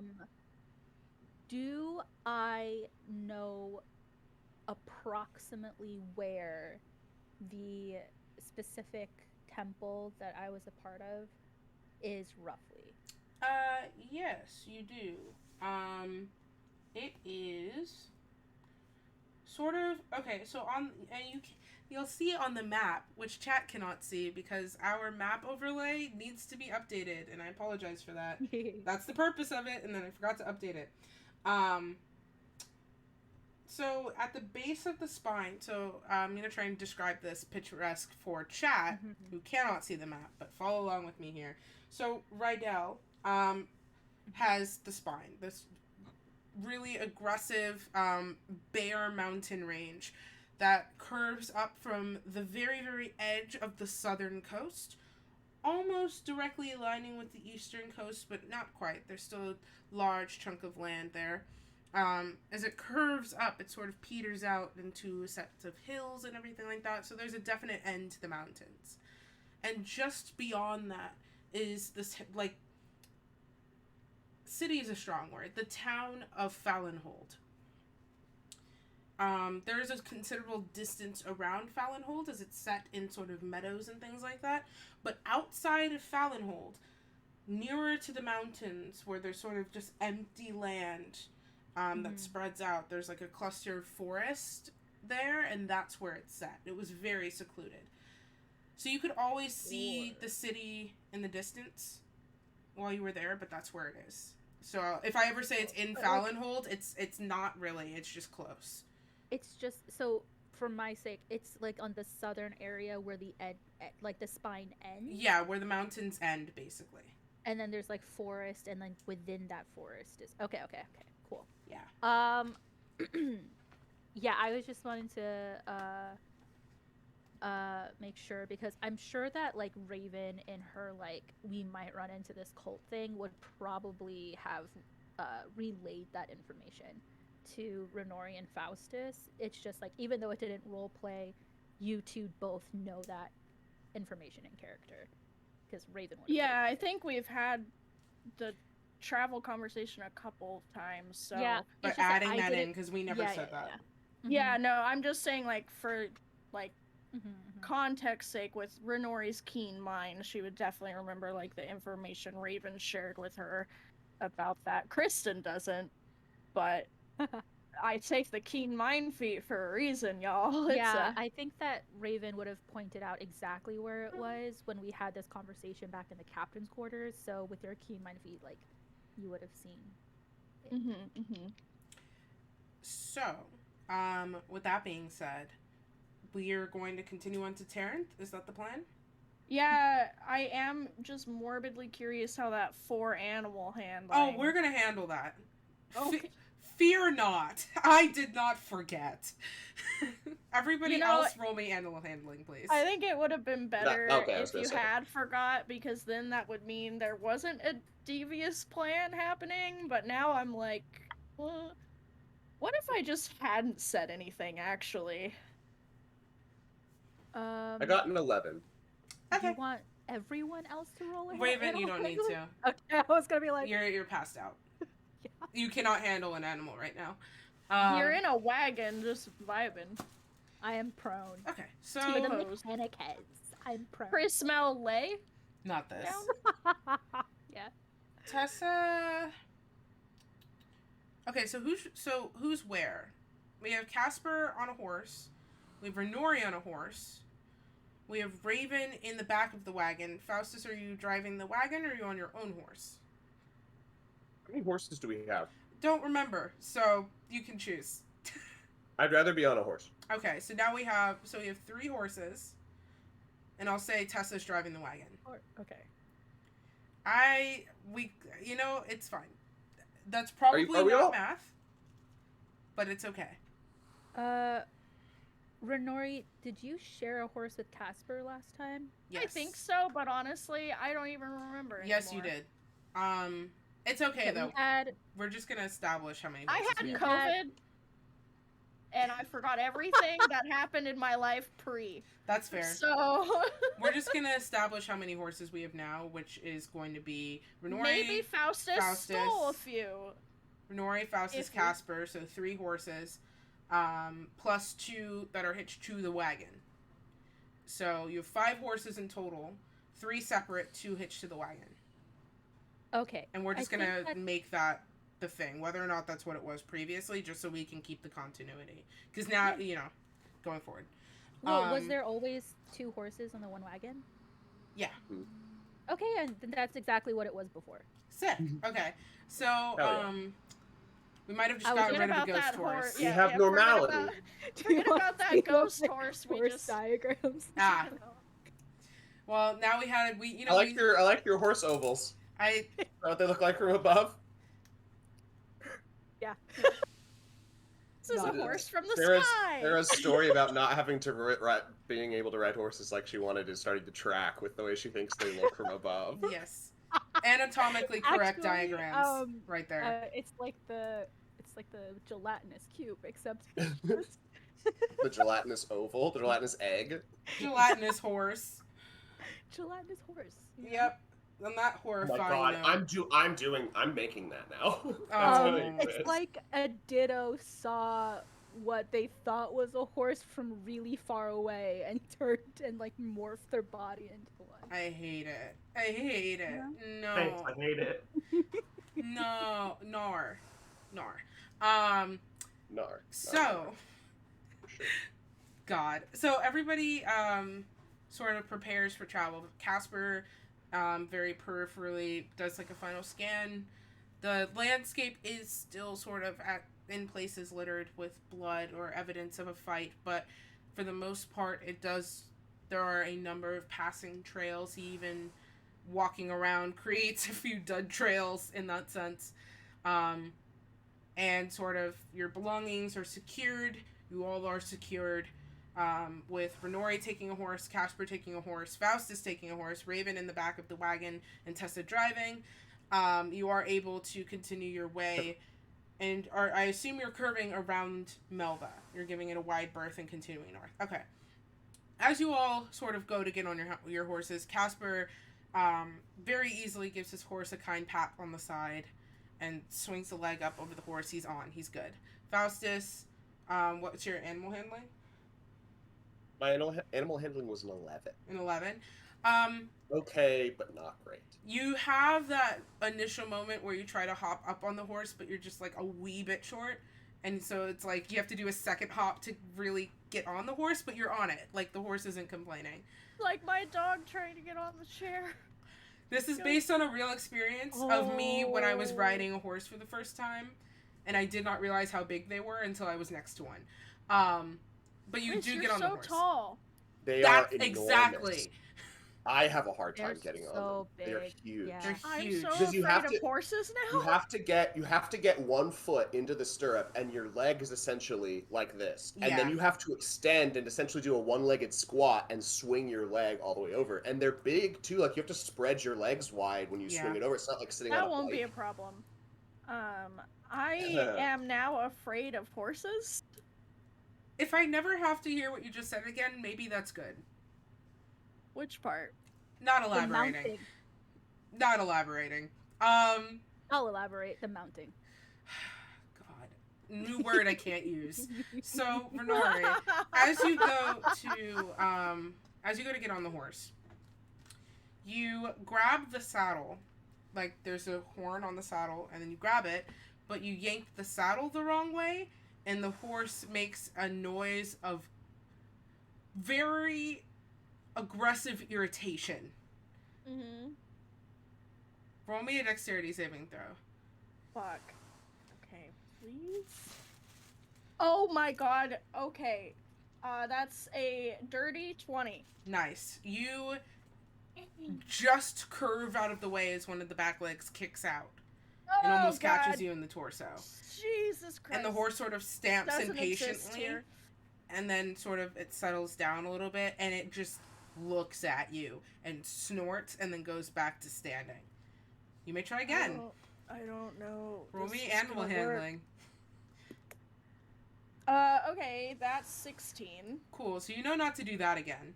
Yep, noted. Um, Sorry, buddy. You give the horse a little slow pat pat. And you manage to do the sort of one-legged squat and throw your leg over the side, and you have to readjust. But you are on the horse. I'm really sorry. And Renori's gonna, like, pat it again. It just sort of tosses its head a little bit. It seems indifferent. Okay. So, with all of you upon your various modes of travel, you're able to continue forth on your journey. So, as you all begin to kick up into a light, actually, how fast do you want to travel? Normal pace, slow pace, fast pace? I think fast. Fast, at least for like this next leg Okay. to Terranth, just to put a gap between us and what's going on in the city immediately behind us. And Okay. also so we can all fucking rest. So, you... Like, go get lost in the bustle of another city so that it's harder for our malfeasance to be tracked down. Oh, God. I'm just having flashbacks to the robbery. That was just something. As you continue into the woods, sort of gently clustered around the city, just these little small but mighty clusters of trees, the sky begins to take on a light gray, and then a deeper gray. And a very light rain begins to sort of patter down from the sky. Light is still shining through, but it's metered and just lacking the sort of color and warmth of the sun. In places, especially crossing the riverbank, is a little bit... Well, actually, sorry, you're on the other side of the river already. So you're continuing, and, like, there's a moment where the cart sort of struggles in the mud a little bit, but Tessa whispers something to the horses, and they kick up a little bit, and the wagon sort of bumps and is able to continue out of the mud. Raven, a little bit disturbed, but nothing necessarily happens to you. And you continue. Curving through the trees, the pattern of the rain does form a light percussive sort of atmosphere around you as the far call of birds and the even farther call of the sea begins to echo. You curve pretty far out, and you have to, because you realize as you get into this cluster of trees and you continue north, that Melva is in a very strategic position because nothing is necessarily obscuring it. Yes, the mountain ranges rise to the west, but you can see anything that would come down the mountains. And yes, there are these clusters of trees, but they're not thick enough to provide true cover. And so you find yourself curving wider and wider away from the city before you feel confident that you would be sort of out of the berth of any investigation, and you continue onward. As the sky which, because it's made gray, it's hard to tell the passage of time necessarily, but you do sort of begin to dip into the faint throes of evening just as you burst forth out of the trees, continuing your pace, and you reach, becomes sort of rocky, like a meadow that's every once in a while interrupted by the sharp piercing of boulders that offer cover and form like small lean-tos or even caves in some places. And you're able to navigate between them with mostly ease. There is off to like the west an area where the runoff from the rain is sort of feeding into what looks like a faraway bog in the distance. As you can see, sort of the way that the land slopes and changes is affording these small puddles of water in a sort of marshier landscape. And as the sky begins to dip from day into evening and then the first beginning throes of light, would you like to look for a place to camp, or would you like to keep pressing forward? You're going to make it to Taranth in likely the next day or so. It is still worth traveling. Like, there's still travel distance there, so... I think we'll probably camp. Okay. Yeah. Exhaustion be like, One of you Yeah, we're roll all pretty me tired. a survival check, please. Let's do what's your survival like, Jake? +1. Okay, I'll roll survival. And I'm all out of I'm- luck. I'm presuming that Raven is unconscious still. I think that Raven's like doing that. Like, she's still asleep, but like if you tried to wake her up, she'd probably wake up. I don't know if you want to try that. Renori's He's not gonna doing, be like, a like, little hey, bit of do a that. survival check quick, Raven. I mean, He's doing a little bit of that in and out, like it hits a bump in the road and she like flutters up and then lays back down kind of thing, like she's Yeah, like- semi-conscious yeah, state. and like it's like that type of thing where like you're literally awake for 0.5 seconds and then you're immediately deep asleep again, which is, I dream of that sleep. Thankfully, we got a 17 for a 22. Nice. So. Okay. This is not the, like, super best place to camp in general, just because the land is pretty muddy, and, you know, you can't really, because of where you are, you can't tell if this is the sort of thing that would clear up, and as the sun begins to peek through, if the ground would get harder, or if it's always kind of this gross. But, with it, what did you get, 21? 22. 22. With a 22, you are able to sort of, taking a cursory glance around from your horse and you're sort of pulling towards the front of the group here, you do spot an area where two of these massive gray boulders that are sort of being eaten by grass and moss form a small cave. So it wouldn't be super huge. You all could fit if you wanted to under the sort of cover that's provided. You'd have to squish Like a stone lean-to, basically. There's just like a small space underneath. It wouldn't be a the little best. bit of weather protection. It wouldn't be the best place to light a fire since it is covered in, but it would afford you protection from the rain and a place to sleep that's mostly dry. So I can't do my hut, but we've got that right over there. Renori will point. So it's up to you all. We'd have to build a fire outside of it, but it looks cozier than the mud, so I'd agree with that. That seems like a good option. we can just, like, tie the horses and everything nearby, I presume.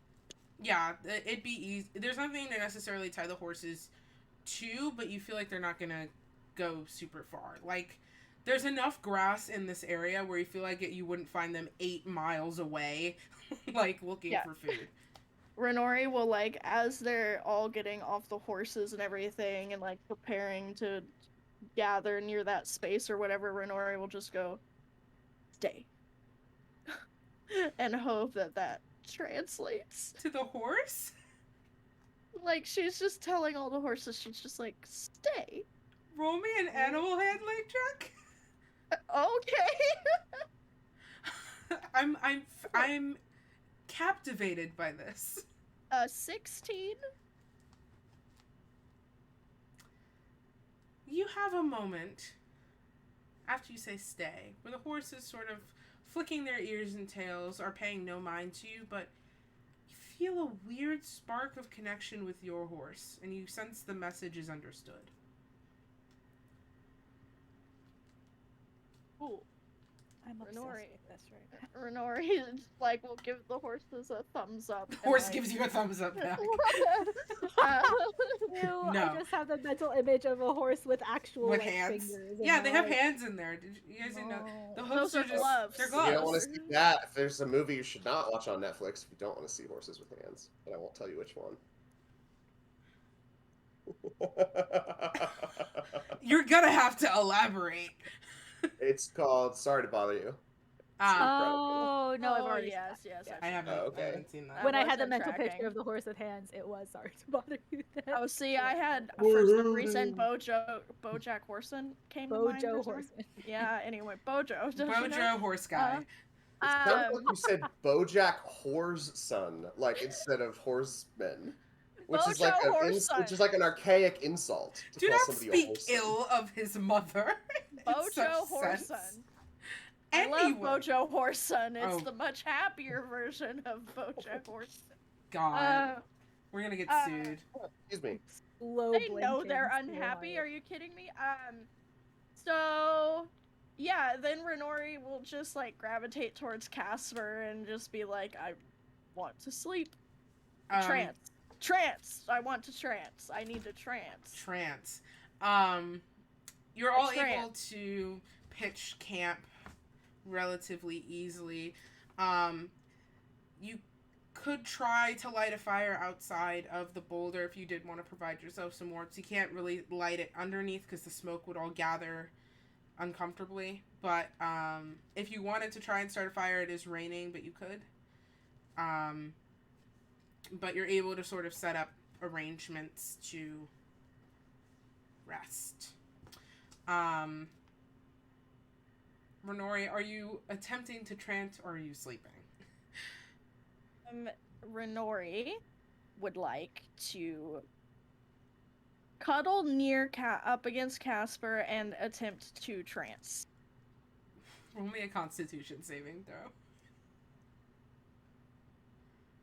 That's an 8. You do fall into the sort of limbo of trance pretty easily, Mm-hmm. but then you fall deeper into trance and then out of trance into sleep. Great. So that happens. Yeah. Because you have spent everything you have, and you are also somewhat damaged. Yeah, I know. With that being said, though, well you will said. still recover your benefits after 4 hours because that is a race feature. So, like, I can't make you take that out after 8 hours, but you do sleep. So if you wanted to try and wake up from that, you could. But you do get your benefits after the first 4 hours. She knows she needs it. Like, on some deep subconscious level, like, there is no fighting the going from deep trance to sleep. It's just like, yeah, this had to happen. Yeah. For Faustus, because Raven's still sort of... Actually, is Raven awake?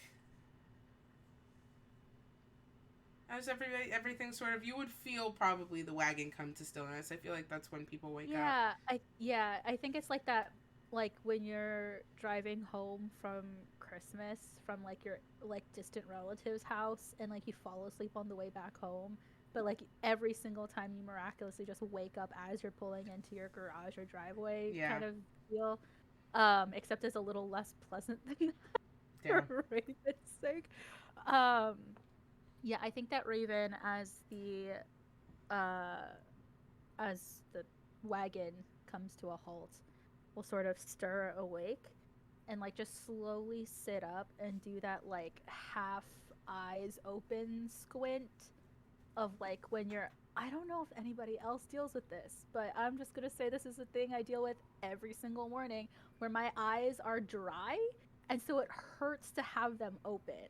So she's just like standing there, like, or sitting up, just like barely eyes open, just bleary, trying to get some moisture back into them. Mm-hmm. Just like slowly blinking and opening them. She is not quite fully aware of what exactly is happening. You don't know where you are, but you do know the people you're with.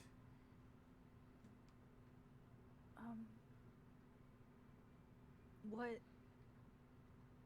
Where are we? Raven says softly into the darkness. Renor, you would be awake at this moment. This would probably be as like we're still setting up camp that we would just so Okay. you know you have the option to respond if you wish. But we Faustus Gotcha. Renori. We just got to a little cave thing in the middle of the woods. And we're resting because we're all hurt and tired after fighting and then killing Amanda. Mm-hmm. And we're heading to the next town after we rest tonight.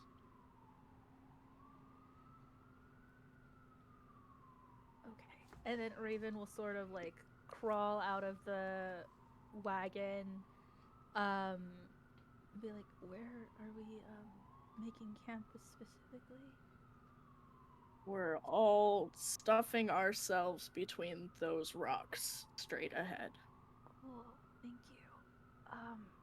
And then she's sort of looking around for the rest of the party. So Casper's probably on like helping pitch camp duty, like sort of surveying the area, things like that. But you would see everyone starting to gather beneath these two like really massive boulders that have sort of collided onto each other to form like a little pocket.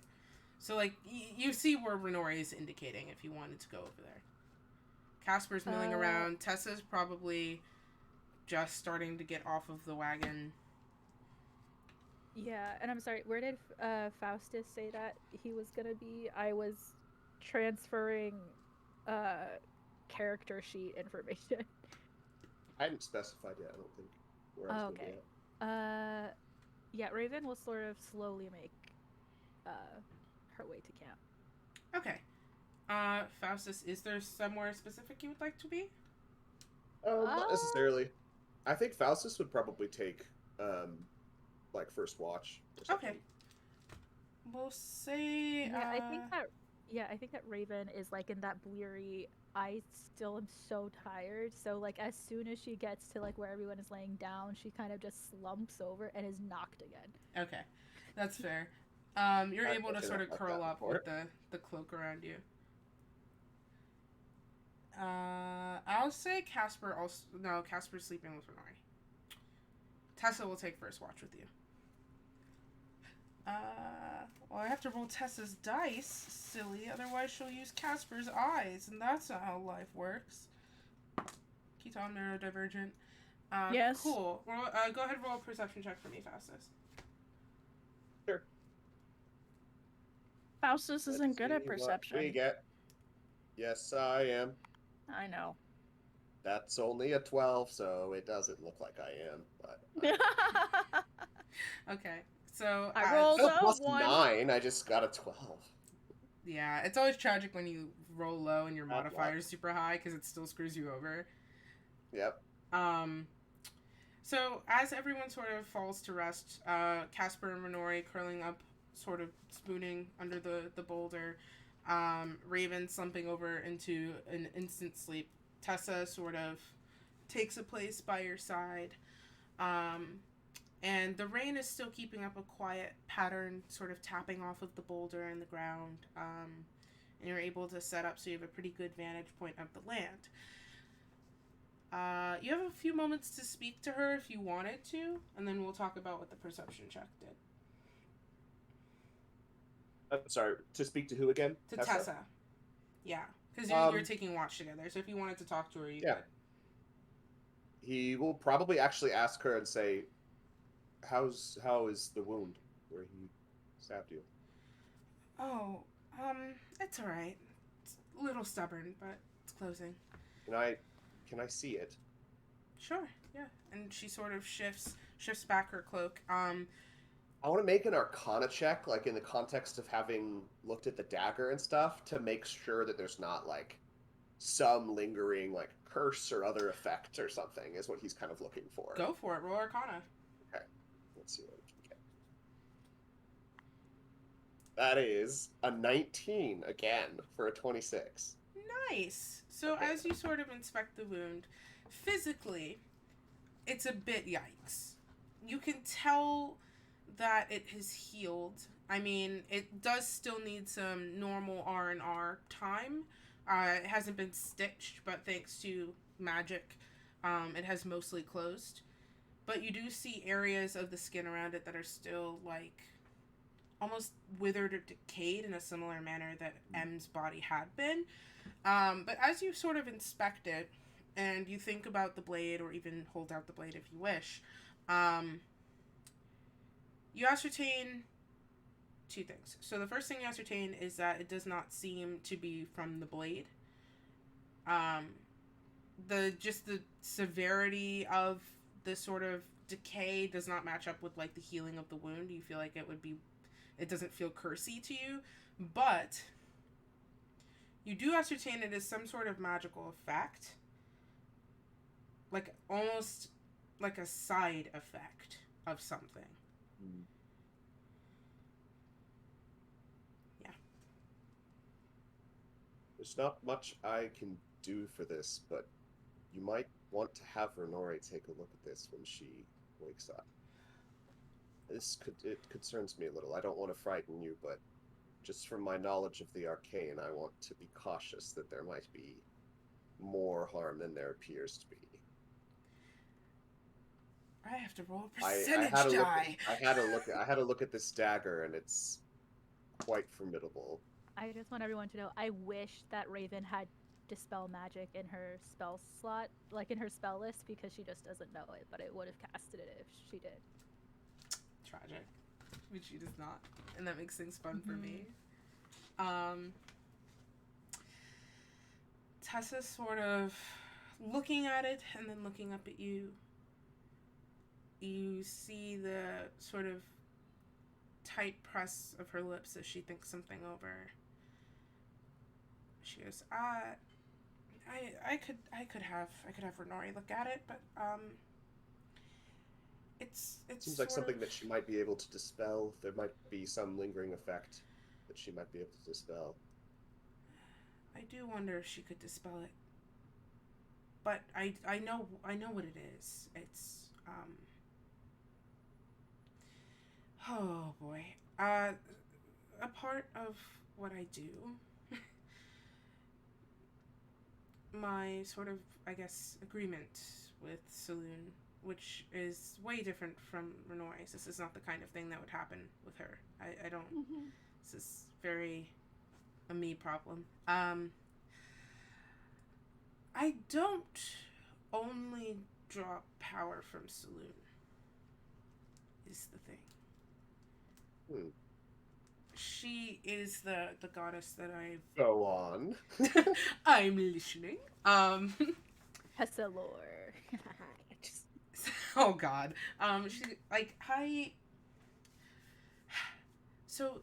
She's my main goddess, and as a result of that, I've devoted myself to her. She saved my life. My connection is with her, but she is an aspect of other goddesses. There's sort of a array of entities that represent the moon, and then further from that, an array of entities that represent the elven pantheon. And the abilities that I have are partially afforded to me because of my bond with her, but partially afforded to me is with something that I undertook when I was young. Back home, I don't know that I've ever told you this before, that we've discussed, I think, that I am of royal blood, and I had a sister. Had a sister and a brother, and I was eldest, and my brother next. We were twins, but because we were of half elven blood, we, due to old customs, could not ascend to the throne. Because of that, I took on to myself to be sort of an advisor to my sister, my younger sister, Laura, who would then become queen because she was a full elven blood. Part of that is something that outsiders from beyond the kingdom really shouldn't know about, but there is a pool within one of the oldest forests of all time. It's withstood everything. I mean, nothing could tear it down. And within that forest, there's a pool, and within that pool, it can do anything. Anyone who descends into its waters is given a gift, should they be deemed worthy. And for me, I took the pilgrimage there, and when I got into the water, I gave me the ability to open myself up to anything beyond this plane. And I sort of practice and hone this to keep a connection with Saloon that many other druids cannot afford with the gods that they worship. But I can reach beyond her, and it has a cost. And so, sometimes when I overextend myself, the life force that I have goes into extending my power. Which is this. This is not the first time this has happened. As long as I don't push too far, it tends to go away on its own with time. But yeah, it's self-inflicted, unfortunately. I see. Well, be careful. You're important to us. I don't want you to overexert yourself to the point that you injure yourself. Yeah, I'm starting to learn it's not that fun anymore. It's one thing when you're on your own and it's survival. It's another thing when you're with people. Costs do tend to stack up over time. Yeah, I've learned. She sort of shifts just a bit closer to you. Faustus, thank you, by the way. I know Amanda was a threat to us all, but I don't know, just fighting for me, I guess. Of course. You're worth fighting for. You see just this... I never thought that I would say that about someone of royal blood, but here we are. Royal blood, maybe, but certainly not royal status. I mean, I feel like I'd get thrown out of any court the amount of times I've said fuck so far. Yes, it doesn't seem that you fit or necessarily agree with some of the sentiments of court that I've experienced. I only experienced very little, but what I did experience, not a fan. It's kind of boring. Little overrated.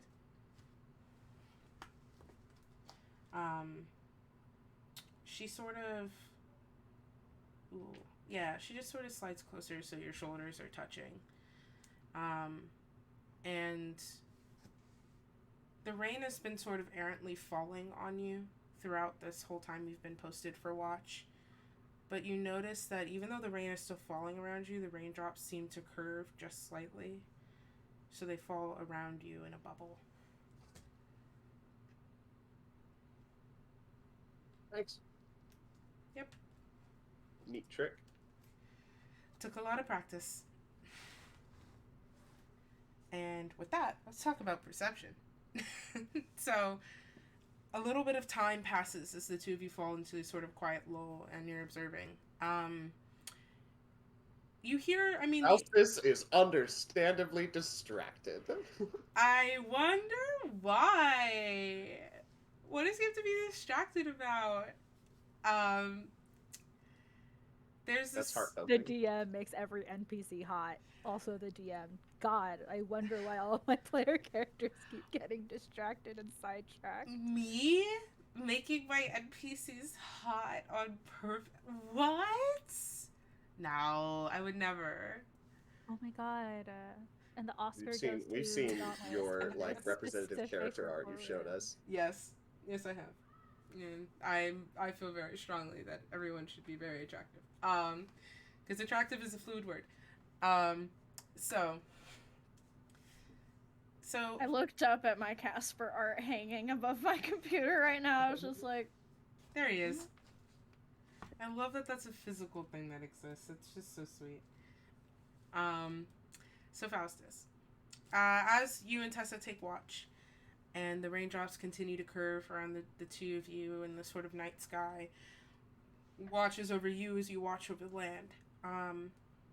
You hear the errant sounds of animal life around you. I mean, there's the constant impact of water on ground or water on water in some of the small ponds and puddles that have formed across the sort of slightly marshy landscape here. But nothing that super jumps to mind. There's a moment where Tessa sort of leans up a little bit, like something catches her ear, and you hear you see her go like completely tense for a moment. You hear a bird call. Roll me a nature check.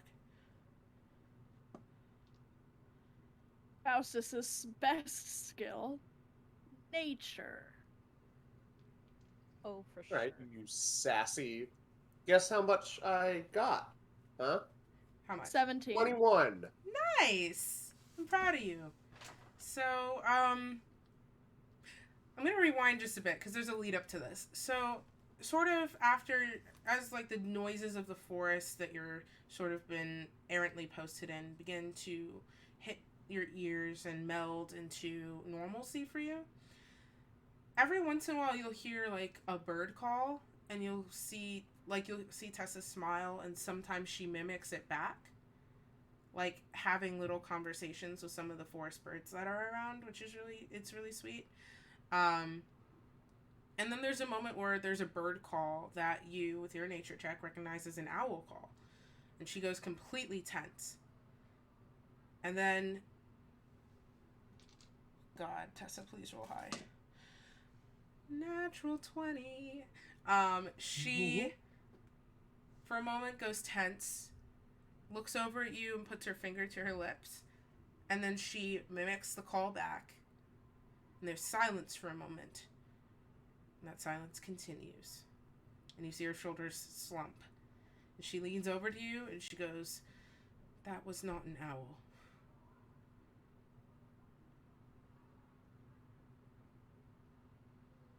It's the slow mangoes for me. But your watch continues without issue. God, with mango, like one mango in Faustus's mouth still though, like. No, a piece of mango floats up to his mouth as his blades are both drawn. Snack and attack. Snack attack? She. I use snack attack. Nice. That's just like, that would just be a cleric that heals 66 crunching damage. Not this. Not this. Not crunching damage. Munchin. I cast Munch. Subclass Munchies. No. I'm kidding. Yes. Yes, A and. monk? Have a monk instead of a drunken style monk. Have like a stoner monk. That would be amazing. Yeah. I'm very down It's for just that. like burning home do tree that. the whole time.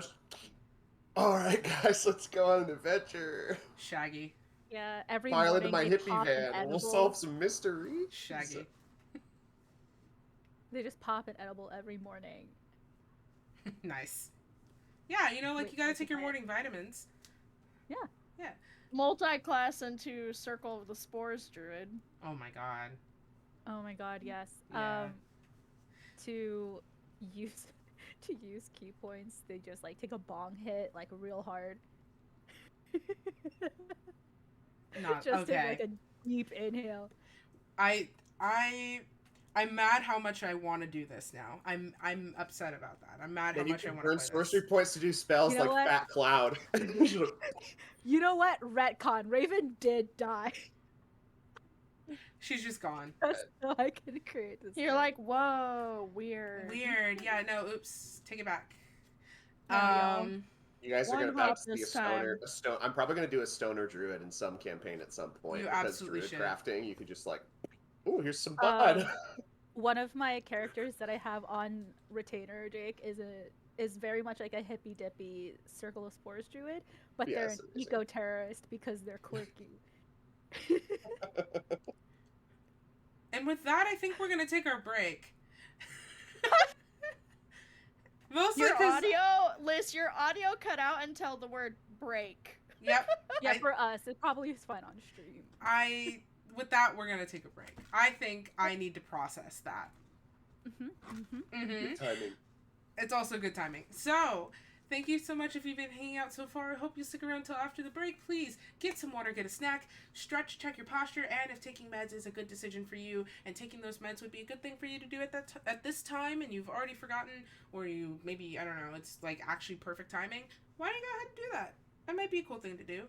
Some of us have to do that. It'd be like that sometimes. We will be back after the break. I might have a couple short announcements and reminders, but we'll probably hop right back in. So we will see you in just a few minutes. Bye-bye.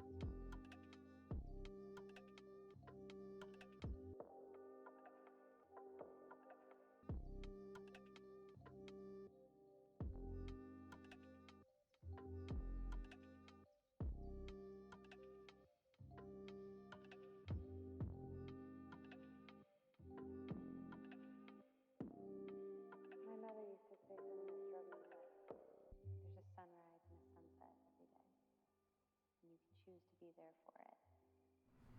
Because I would want to block out her subclass, you know? Hi. Hello. We are back. We are back. Really quickly, just before we jump back into the game, I'm trying to work on promoting myself better and asking for help. So I'm going to do that. Once again, if you've been here and hanging out, and you like the content, or you've been here on my gaming days, which are Mondays at 6:30 EST, and you've seen the shenanigans over there, and you enjoy what I do, and you are in a place to support a creator financially, my Ko-Fi, once again, you can find it beneath the Twitch banner if you're watching this live, or you could actually go to my Twitch page, because it's there, under, I think it either says tip or Ko-Fi. Couldn't tell you. There's that, there's my throne page, and you can also find that information on my Twitter page as well. That's a really great way to support me if you wanted to help me out with bills and things like that. It is getting more and more expensive to be alive, sadly, in this country. So, just throwing that out there as an option. I never want to pressure anybody or make it feel like it's a transactional experience to be here. But I also feel like I owe everybody a certain level of transparency. So we're still working on that. Finding a happy middle. Going off of that, if you're not in a place to support me financially, but you do want to support me nonetheless, the best ways to do that are to follow me on my socials, which are this Twitch page. If you're watching this on Twitch, hi. You can follow me on Twitch. You can follow me on YouTube. So if you're watching this on YouTube, hi. You can go over to my Twitter, which is where I'm most active, and find me on there. And then I also do have a fan house, but that's a subscription service. So there are plenty of places you can find me and support me in different ways that all help, either free or monetarily, and all of it is appreciated, and I do encourage you to follow and stick around. With that being said, let's hop back into the narrative. Oh yes, thank you, Sarah. Also, boosting the going live tweet does help bring people in to join us on this adventure. So there's also that, if you wanted to support for free. That being said, we're jumping back into the narrative. So, for the sake of time and stuff, even though this is not how math works, we're gonna say that there is one watch, just because I want to keep us moving. So we'll say, like, maybe Faustus and Tessa are able to take turns, like, getting in their sleeping hours while still on watch, while everybody else just sleeps the whole way through. So that's a long rest. Yes, this is a long rest. Yes. So you're just gonna hold it. So I'm that excited. I can't move. Oh God. Hold person. And I said, na na na na. Just starts playing in the background now. We get DMCA. We will get DMCA. It's like an emote. They are always waiting, always watching. So, honestly, it's ridiculous how much they want to DMCA people. So, a long rest is concluded, so go ahead, refresh your stuff, refresh your health, if that's something that applies to you, which I think it might for everybody. Even me. Yep, top of a new day. So, just... Top of the morning to you. Sorry. It's just a psychic damage. As the morning finds everyone, and you either wake from a longer sort of rest or from a quick nap for our two who were on watch, the morning finds you all in a bit of a drier space. There is a sort of clinging humidity, both from the rain and sort of the errant water that's around the space, in ponds and puddles, and such, but you do notice the rain has stopped, although the clouds are still sort of lingering. It's relatively quiet. I mean, there's the sort of ambient noise of animals and such, but it is a sort of quiet way to start. So what are you up to? As you have a few minutes. I assume we're packing up camp and gonna keep going, but you do have a few minutes here if you wanted to stay in and get a later start to your morning, or if you want to just sort of hip-hop. It's probably around 8 or 9 in the morning. Renori would be, like, super reluctant to get up. a little bit different than how she necessarily normally is in the morning, which is roasting Casper for being reluctant to get up. Mm-hmm. And she probably in her sleep like clutched the bag with the mirror and everything in it very tightly to her body. Mm-hmm. In a very paranoid way. And she would be obnoxiously slow about getting up and moving. Granted, to be fair, like, sans severe bodily harm, as a spellcaster, tapping out your magic is rough. So, she was tired, and now she's being grumpy about it. Mm. Oh, did you want to say something, Jake? Sorry. No, I was chuckling. Ah. He's giggling. Just a Um, little giggle. Little giggle. Sorry, I don't know why. you added so many vowels in there. Yeah, I did. Like a British baby. Yeah. Prince George or something. Trying to practice. Oh my god. For my Sylvian character who speaks. Trying to practice to be a British baby. Is that what you're saying? I can you roll 2d8? That's it. Please? No, that's it. Stormborn's curse is over, Can you guys. please roll 2d8 for me personally, Jake. We're done. It would help me a lot. I feel at that I have a Andy, moral you can't keep talking responsibility. in baby speak. Oh, Oh God. my. Andy's sorry. I hate it. I hate it. I feel like I have a moral responsibility to shut us down at this point. I'm Full kidding. plug. Yeah, At just this point, we're net negative. We're not Just adding reach anything down under the positive desk. to the world anymore. God. Yeah, no, it's been fun. I have my power cord within reach. I Just won't. grab the syrup from behind you. It's just like. Oh, Yeah, God. chat It can't starts see to it, but I have spark. an industrial sized syrup next to me. Yeah, it's just I stare at it and like lose all thoughts in my brain sometimes while we're here. I'll Think just be about like, waffles. I go waffles a lot. I during am stream. a pancake and waffle fan. So yeah, I do need that much so syrup. fair. It's Um, just That's just so, economical. Renore. Yeah. So as you sort of. if I so- have to, just don't. I'm just afraid of Liz. Good. Ah. You should be. You should always be a little afraid of me. So Yeah. yeah, that's healthy. That's normal.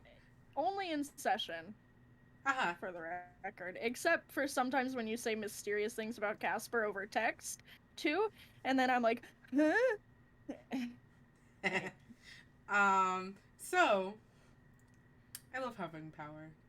That's normal. So Renore. And that's on being a top. Hell yeah.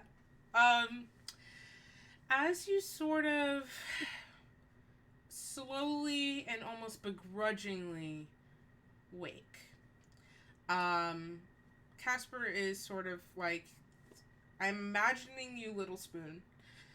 So Casper Yes. is sort of holding you with one arm, and sort of like his hand has sort of like almost like he was holding his hand, your hand in his sleep, but then he fell asleep, so his hand is sort of loosely draped over your arm. And you can feel just sort of the warmth of his body and like the press of his face sort of into your shoulder. You are still miraculously awake first. Oh my god. Oh, that honestly only annoys her more. Like, by the time she's conscious enough. Yeah. And she's literally, like, it's gonna be cute. She thinks it's cute, but she's also annoyed because she was like, for fuck's sake, I was hoping for one morning where I didn't have to wake him up. It's hilarious. Imagine. Just one time. One time. But, however, then her brain goes, oh, but this does work in my favor. Because now he doesn't know I slept. And Renori's going to, like, she'll finally sit up and, like, kind of, like, let go of her death clutch on the bag with the mirror. Mm-hmm. And, like, turn and, Yeah, she'll poke at his face, Okay. like, a lot, though. Not just like a one, but like a boop, boop, boop, boop. Okay. After it takes like a good 3 or 4 pokes before like his nose twitches and he starts to squint and like pull his face away and cracks open one eye slowly. And then like starts to do that like I really need to stretch, but if I move, I'm gonna not be comfortable kind of wiggle, you know? He is by definition conscious. Casper, I let you sleep in even later today. And you're still being like this? He just offers a sleepy shrug. Get up. And she's literally gonna try to like physically pull him into a sitting position. Roll me a strength like, check. Yeah, this is gonna go well. That's not a negative modifier. A 10. You get him off the ground. But he's still dead weight. Dead weight, yeah. He's like So she's, floating like- a centimeter above the ground. Yes. just, She's like leaning all of her body weight. Please. Please. I will use magic. He just kind of like see if he's gonna get roll freaking percentage die. Hold on. I am just as annoyed at him as you are. He looks at you and his expression is almost as if like I'm sorry, but he's not moving.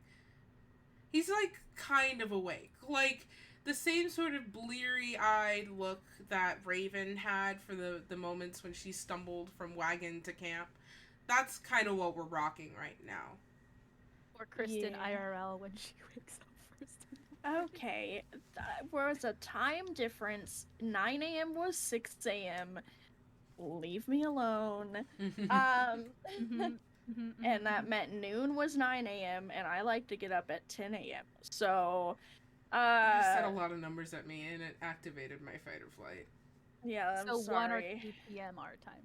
Yes, correct. Ah, Math. that's me. Same. Yes. Yeah. Except here, right?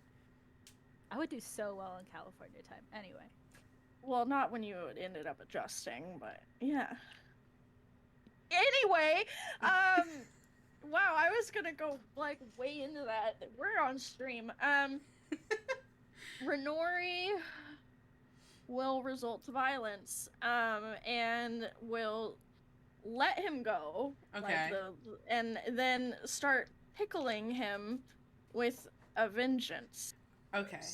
Because she's logged how ticklish this man is, and he will never not suffer for it.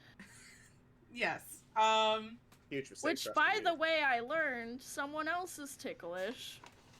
Maybe it's the someone who did not created actually. Casper and You- self-inserted. I think, actually, it's interesting how fiction is fake.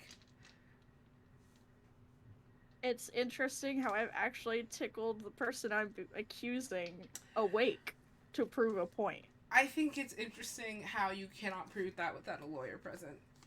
And I would Sarah's like not a to lawyer. I Advise am everyone. a lawyer technically.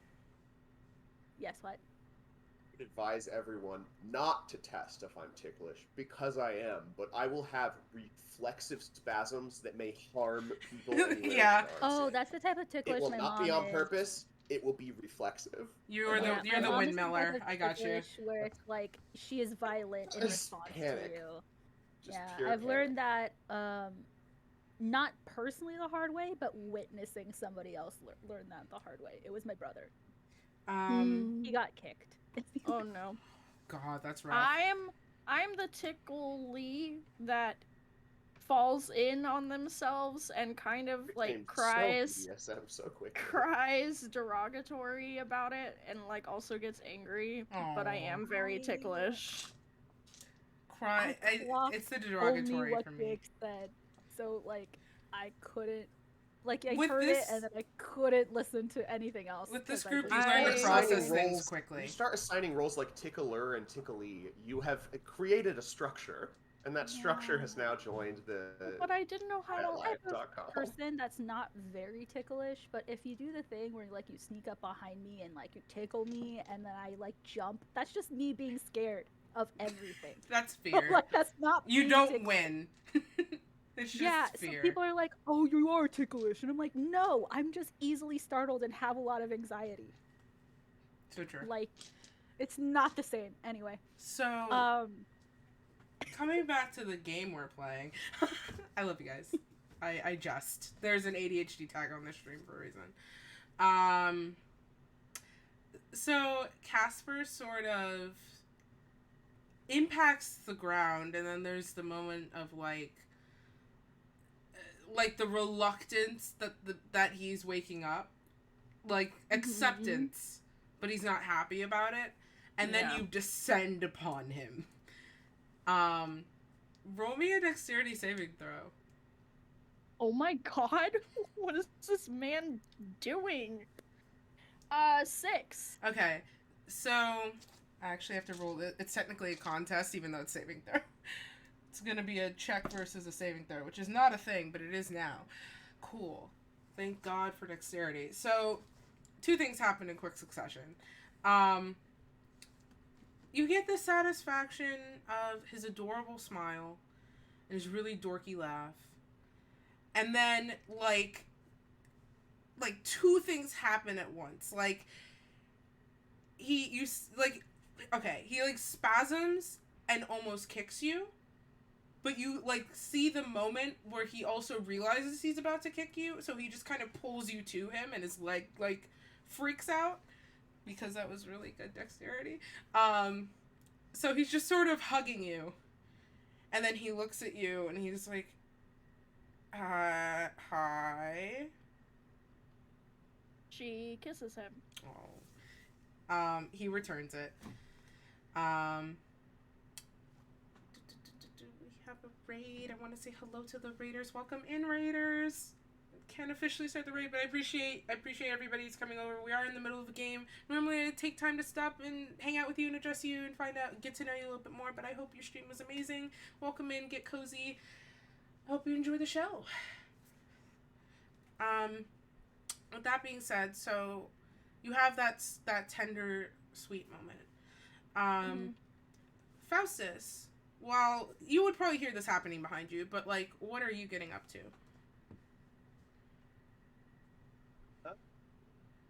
Faustus has something very specific he wants to do this morning. Okay. He is going to right? go off. He's going to Sorry. go off a little ways away from the camp, Mm-hmm. and he's going to summon out Lilith. He's going to do a little like head boop with her, and he's going to say, "I have a job for you today, but we need you in a different form, Lilith. So this is goodbye for now." He pulls out the Leviathan dagger and kills Okay. Lilith, So and she vanishes. And then he sets the body down on the ground and pulls the bag of ash out and starts pouring ritual circle and runes and things, and takes out his materials for Find Familiar and recasts Find Familiar. okay. And as he sits there just sort of meditating with like arcane energy kind of glowing in the materials and the runes, and just the body in the middle of the circle starts to like crack and melt down into just like black material and reforms into a raven. Okay. And he's going to give her instructions. He's going to pick her up and say hello there, greet her again. You get another. And You get then another he's- boop. And he's going to say, "I need you to watch our back." And he's going to have Lilith, essentially what he's going to do is kind of do a little bit of mental math and say, "All right, I want you to basically fly back the way we came until noon, and then turn around and follow us. That way she catches up with us at night, but still checks behind us a little bit to make sure that there's not any major contingent following us within, like, half a day's travel or so. Okay. Easy enough. So, as Lilith takes on this new form, and you relay your instruction, just before she takes off, she sort of, like, cocks her head and, like, the feathers puff out a little bit. Then she reaches back into the bulk of feathers that is her and plucks a single feather from herself and offers it to you with her beak, and then bumps you again and then takes off. He's going to take the feather and like tuck it into like the band of his hat. So his hat's kind of like a low circular hat with like a pretty wide brim, kind of think like a Cad Bane type of hat, and it has a little bit like a little band of black cloth, and he just sort of tucks the feather into that. Nice. She takes flight in a shuffling of wings, and soon enough, as she crests through the trees, you can still sense her presence as it gets farther and farther and farther, and soon she's just a blip. Anything else? It's Faustus' kind of morning plans, I think. That's all he's got. Okay. From going over from Faustus, as you, Faustus, make your way back to camp, Gasper's probably, like, actually getting up. Raven, are you awake? I really want to say that Raven woke up just before dawn. Right? Okay. She shuffles herself sort of.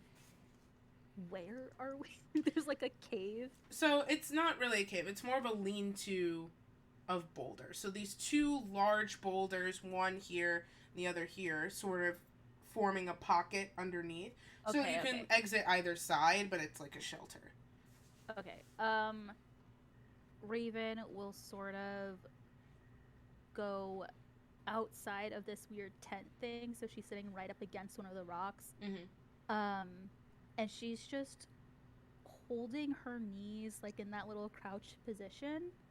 And she's just silent sobbing the entire time as the sun peeks up from the horizon. And as everybody else wakes up, she's just crying. And it honestly comes in waves of like when it's just like fully streaming down her face and she's like, and her shoulders are shaking from it, to like sometimes she's just sitting there in silence and an errant tear will kind of go down her face. And yeah, like so she like kind of ebbs and flows between those two extremes for a little bit. Is your head sort of like this? Or are you looking ahead? No, she's like looking out onto the horizon. As everyone begins to wake, but just a little bit before. Is a creature of the night. Yeah, no. Yeah, I just took that. It was just cloaked in darkness, and I was like, oh god. We went method. As it's just trying something and it doesn't work for some reason. Oh. Alright, well. I liked it. I thought it had, it had flavor. It had pizzazz. Raven cast darkness. No. Not again. As you sort of look out at the horizon and fall into a lull of tears, for just the current moment. Before everyone wakes, there's still this moment of peace. The forest, relatively quiet. And you see Tessa, who, for narrative continuity, we'll say Tessa took the last leg of the watch going into dawn. She makes her way over. Doesn't say anything. Just, doesn't say anything. She sings that. Yeah, she just very quietly. Making my way. Making my way. Oh, God. Sorry. I'm unwell. It'd be like that. She makes her way over to you, and sort of very quietly angling her steps to make the least amount of noise. And she just sits next to you. And as you're sort of middle distance staring, you count for her presence next to you, and you see just far, like close enough where you recognize what's responsible, but far enough where it would catch in your vision and register.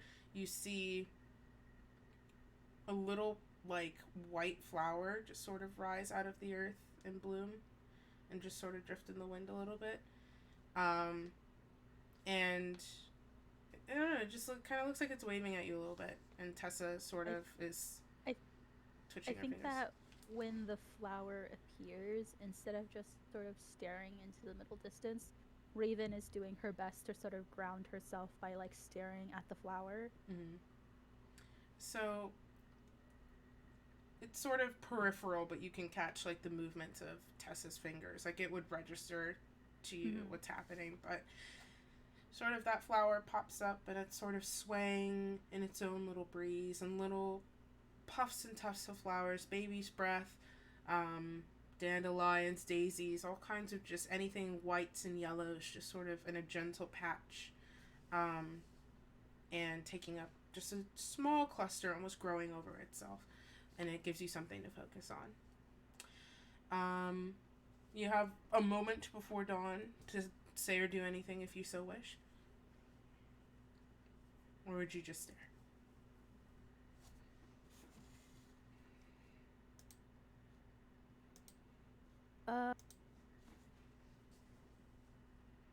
Higher or lower?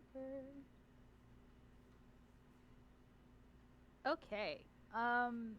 This dice is okay. Raven stares.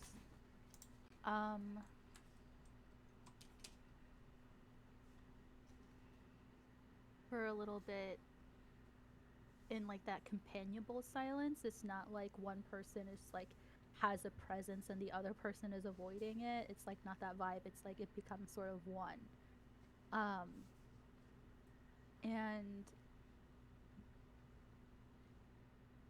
finally she's just like,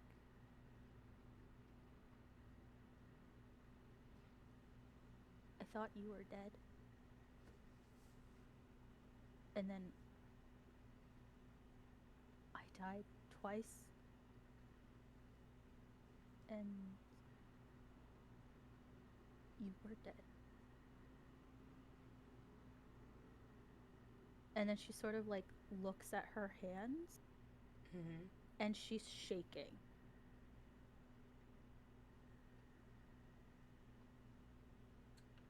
I don't know what happened to me. And then she closes it and sort of like is closed in on herself, like her whole posture sort of closes back in. Tessa sort of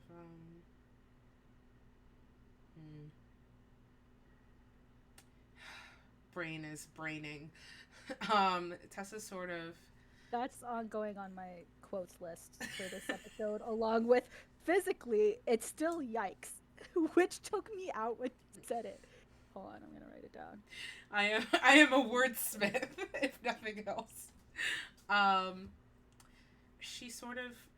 Tessa sort of angles her palm, and the sunlight sort of just glances off of it, and she looks at her hand in the light, and as she does, just errant bits of roots and vine begin to sprout and grow from between her fingers, flowers sort of dancing up, almost like a just gentle weaving of rings through her fingers. And she goes, yeah, I was dead. And so were you. And I also don't know what happened, but I'm really glad you're okay. Me too. You look great, if it's any consolation.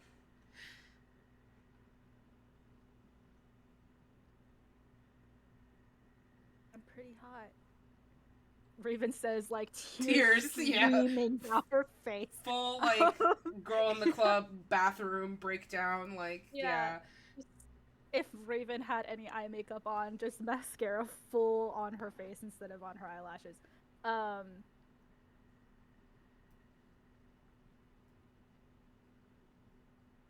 But, like, once that, like, beat of humor passes, did you see anything when I did.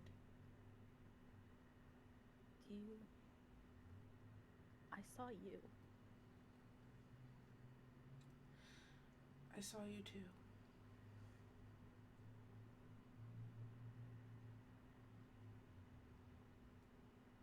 Oh god, I have to look at my notes because I forgot what was the deal. I love when the notebook just completely erases. It's my favorite. Let me check my notes. Gone.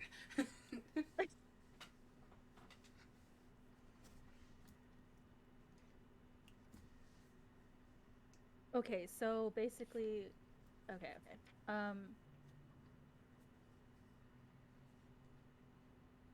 I saw you two.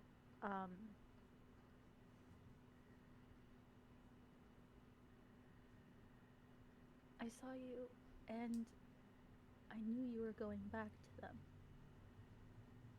Something was or someone was trying to stop me. But I knew I had to go back with you. I'm glad you did. I'm so sorry. Discord was homophobic and made it all garbly. I didn't hear what you said. I said I'm glad you did. Okay. Yeah, it wasn't even a decision, you know? Not really. Tessa sort of, looking at you, just sort of curls her fingers and moves her hand past your face. And some of those flowers that have been sort of sprouting from her hands, like, almost reach out towards, like, just the side of your head and leave her. And there's just a small bloom of, like, white flowers and blue flowers. They're very small. They just gently bloom from in your hair. And she, looks at you for a little bit and she smiles and she says,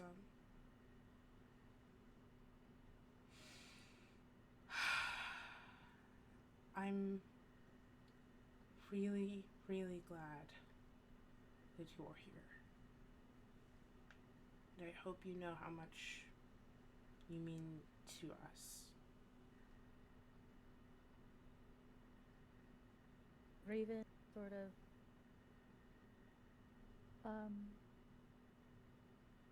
like just lightly put her hand over Tessa's. Mm-hmm. You said they're sitting shoulder to shoulder from each other, right? So she'll just take the one that's like, I'm glad you're back too.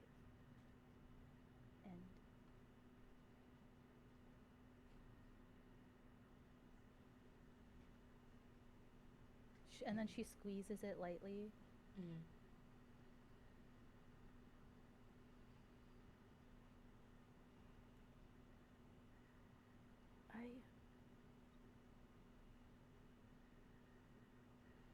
I knew we shouldn't have trusted that boisterous idiot. Yeah. My bad. It's not your fault. Just a little. Just a little. I feel like there are people from my past that if they showed up, it would sort of knock through my defenses too. Yeah, but I should have known it would have been too good to be true. I don't think that M lied about who they were, just who they worked for. Yeah, I know, but it's easier to believe all of it was fake.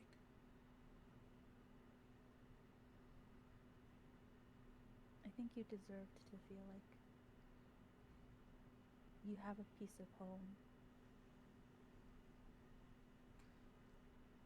I don't think anyone blames you for grasping onto that. I blame me.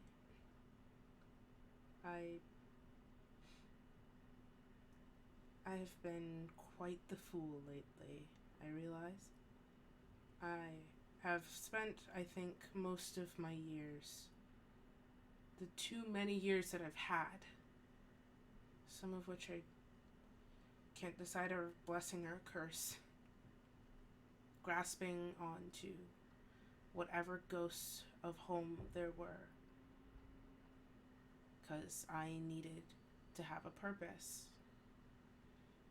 But this whole time, I've had a purpose in front of me, and I neglected that.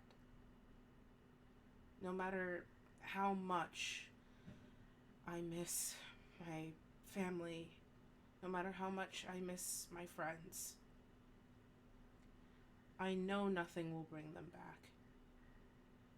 I know the thing that could bring them back is not mine to use.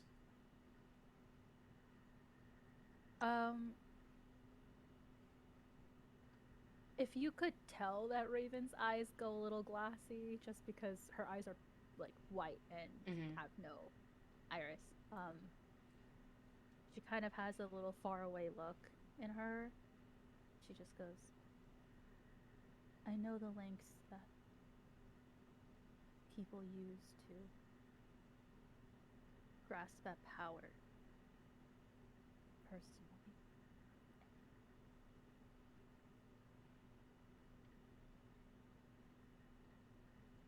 It's never worth it.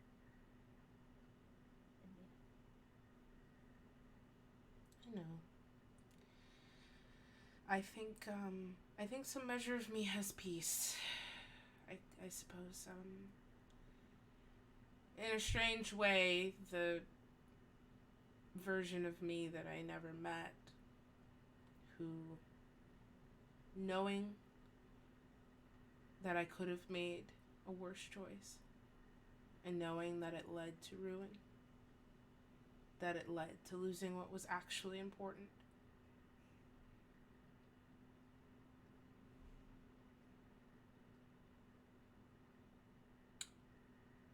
It's given me new perspective on what I have here.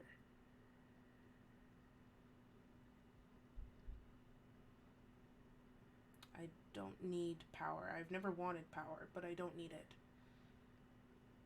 I just need the people here to stay as happy and healthy as possible. Whatever that looks like. Raven nods in agreement.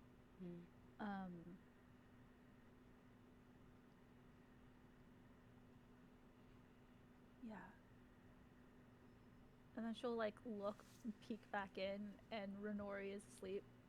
And then she'll smile and be like, do you know that Renori's trying to convince people that elves don't sleep at all?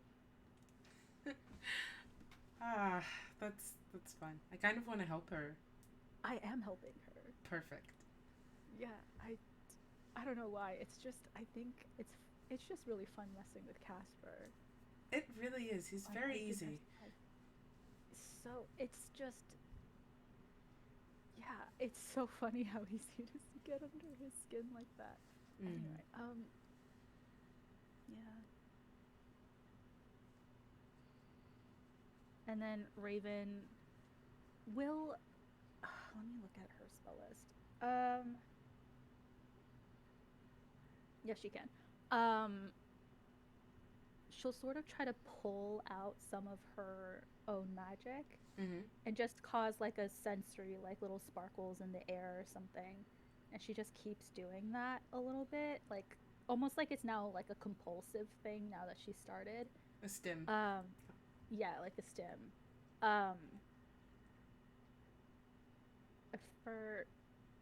And then she's just like, I don't know how I can do this. I'm actually. I'm gonna roll something. Okay. Hey. It's very mid. Alright. And then Raven's just like, I can feel it. Like it's mine. I can, like, it's coming from with, like, me. Mm. And then I don't know. It feels strange. It feels different than my magic from before. It looks different than my magic from before. She kind of gets like wistful and like, you know. Well, it's always possible that sometimes events of trauma, such as a death, or even positive events, can wake up the inert magic ability. Everyone has it. Everyone has it. It's just about who can access it. I think that's a very common misconception that a lot of people have, that people just can't do magic. That's rather foolish. Maybe you had something really special all along. I mean, it's entirely possible. It even feels different than, and she's like sort of making like little sparkles like dance in the air, like she's like flipping and twirling it. It even feels different from the magic Renori and Faustus were teaching me. Well, Tessa's Yeah. sort of. Yep, Tessa looks at you as you sort I of bet it does. twisting your hands. She goes, yeah, I mean, all magic has different feelings, especially what it's used for. It's not surprising to me, but I'm sure you'll come into your own pretty soon. We can. Do you want to know what it is? Because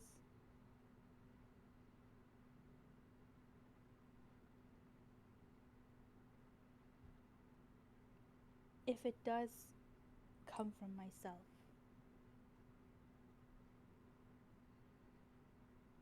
I've already been wondering who my parents were.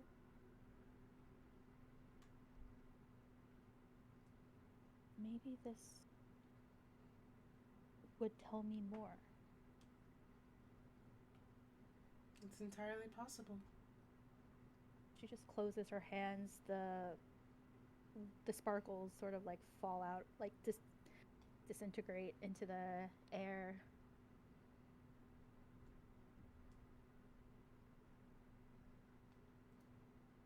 Yeah. Magic from within. And everybody at home, Raven is a sorcerer now. I just found my note from session 23 when I said Raven is gonna be a sorcerer in my notes. Now I want to try to figure out what the subtitles is. Where did I just lost it? You probably figure out very quickly. TBH. Yeah, but it's fun. Yeah. World's longest long con. So, you have it. Nice. I so want to know what made you. I so want to know what made you do that, because now I want to know what session 23 was. There might not have been anything. I literally was just guessing. I think in session 23 I was like, it's time to guess, because I was like, it might happen soon, so it's time to like put my guess down. And so It I might just happen wrote soon. I cut to like 10 sessions later. Over 10. Yeah. It's been like, this has been, I'm so excited. Sorry, I know this is slightly derailing. It's been since before Raven gave up her pact that I've been waiting for this moment. Yeah. It was Coming at the into end of Facebook. after we first started talking about going to the Queen. And so I think my brain was like, oh shit, might start to get real soon. I should guess. Anyway, sorry. You're good. Unimportant to anyone but us. Hello. I'm so Unimportant, excited. but I don't even interesting. care. It's Yeah. interesting. So, class reveal. So, as everyone wakes in their varying senses, Faustus, you finish your errand with Lilith, and she takes off and disappears, both in sight and in mind, as she leaves your familiar range, but carries your instructions forth. You all are able to sort of recollect yourselves and your belongings, and unless there are any objections, continue forward as planned. No objection. Okay, so are we sticking with the same configuration? Renori on a horse, Faustus on a horse, Casper on a horse. Renori would ride in the wagon, and sitting next to Tessa. Okay. Up front. Okay. She wants to have a very passive, quick conversation with Tessa during travel. It's a very quick conversation if possible. Yeah, no, of course, that's fine. There's time for that. That's what travel is for. That's the downtime. Raven, are you okay taking a horse then, or would you ride in the back of the wagon? Just so we know what to do with the horse. What did you just say that you were gonna do, Kristen? I'm riding in the front of the wagon with Tessa. Okay. Yeah, then to make things easier, Raven will try to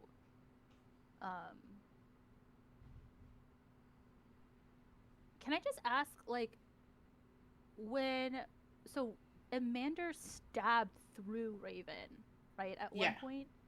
And then she died, and then she was brought back by a healing spell, and then she died. Yeah.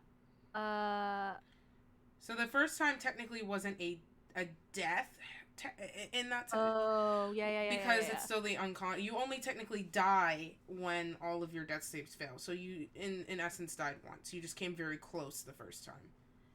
So, I think my question is, like, what is Raven's wound situation? How much HP do you have? Well, she got the full rest. She got, at what point? Well, you don't have to tell me your max HP then. That's fine.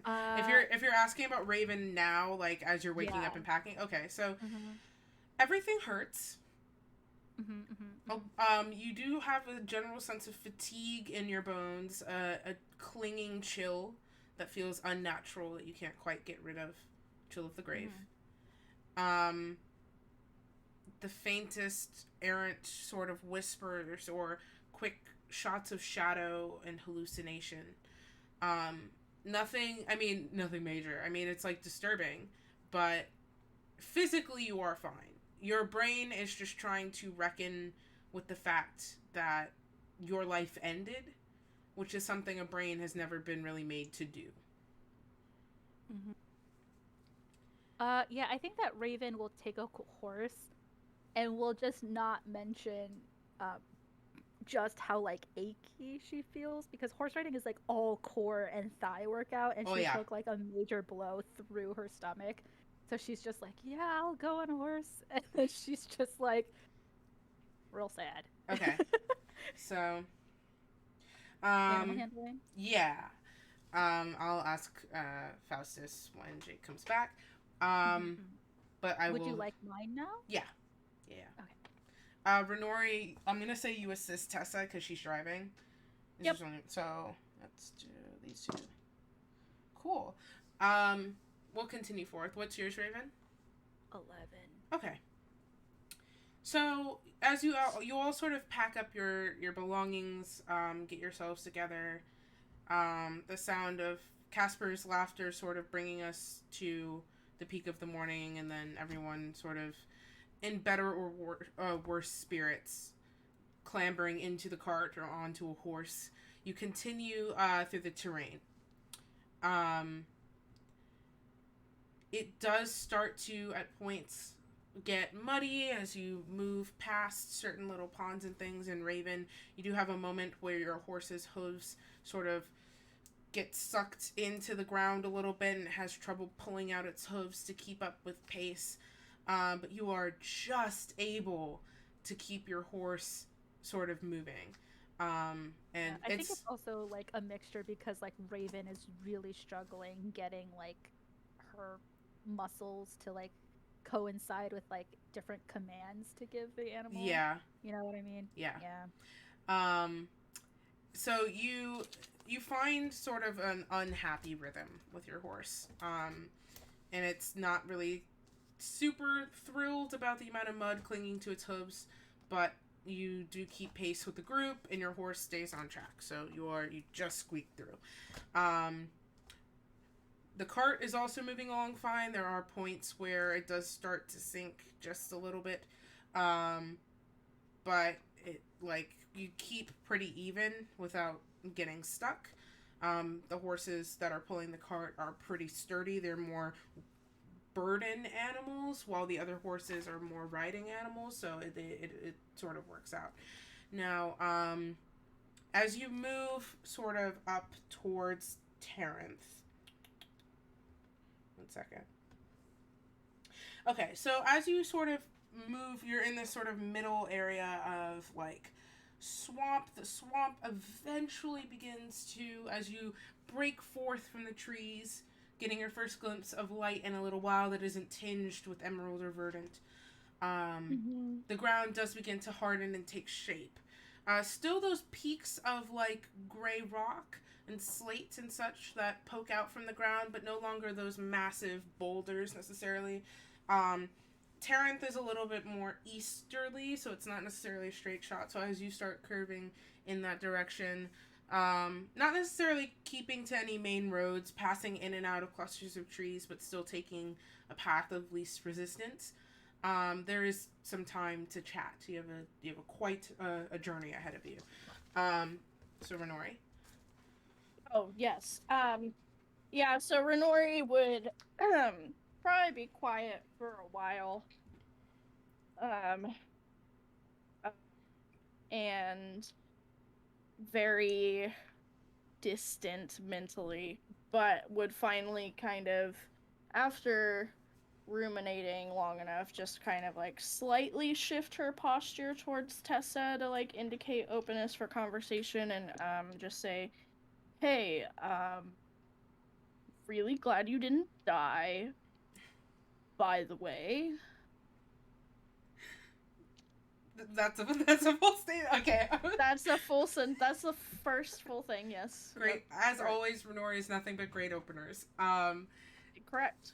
Tessa sort of lets out a chuckle. Yeah, I that really flattered that that's been the sentiment. I also am glad I didn't die. I was terrified and angry, and I just think that you should know that you mean a lot to me. And if I could kill him again, I would. Oh, Just 'cause. I appreciate that, Nori. Thank you. Yeah.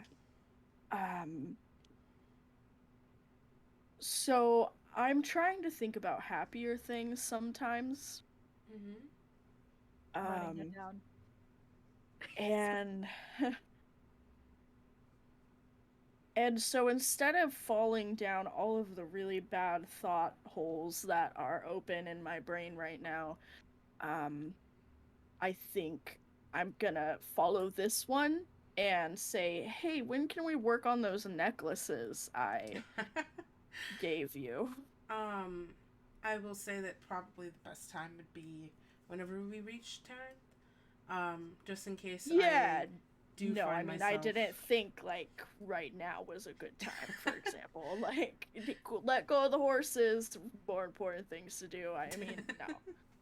No, I think once we reach Terran, I should find myself in a place where I'll have time to focus, and should I need any more materials, I could go perhaps find a store or anything like that to prepare I mean, that. I can help, too. This isn't, like, I'm not putting this as your sole responsibility, you know? Okay, yeah. All right. How sure. can I help? I don't know. You tell me. You can also tell me to fuck off, but I wouldn't say that to you. fuck off or something. I don't know. No. British, Just, but not that British. just throwing out suggestions. Um, That might be less abrasive. I don't know. no, it's not that I don't want you to help. I just, we'll Are see you used when to it doing comes things to it. on your own? A little. Yeah. Yeah, I get that. Me too. Yeah. That last fight was probably the first time I've worked even decently in a team, I think. So, Well, it was, what I got to see of it was lovely. I mean, it all saved my life. yeah. It's something to be Yeah. proud of. Yeah, but yeah. It is. Anyway. You shouldn't have gone down to begin with. That would have been a good job. That would have been something to be proud of. No one can prevent everyone from falling, unfortunately. Yeah, and instead, I didn't prevent two. So, the odds of my capabilities aren't looking particularly good. I could be a lot more dead. And in fact, I'm currently decently healthy, lucid, and in my own faculties, and so is Raven. So I would say that that's a pretty large win that we could not have done without you. There was a giant sucky in between. That shouldn't have happened on my watch. But I appreciate what you're trying to do, Tessa. I'm just not a receptive person, and I know that about myself. And I also know that about you, and that's fine. But that doesn't mean I'm not gonna try. You cannot take the world onto your back because your back will break. And I hope, even if you give me some sort of comeback or some sort of remark about how it could be your job or you have people to protect, that you know that. Because I've tried that and it does not end well. So, in all seriousness, sure, I went down and so did Raven.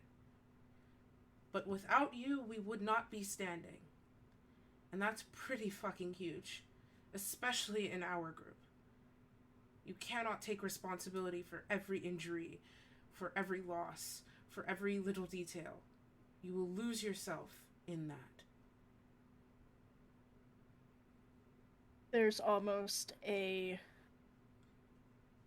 masochistic sense of comfort in being able to blame myself instead of not knowing where to place the bad feelings.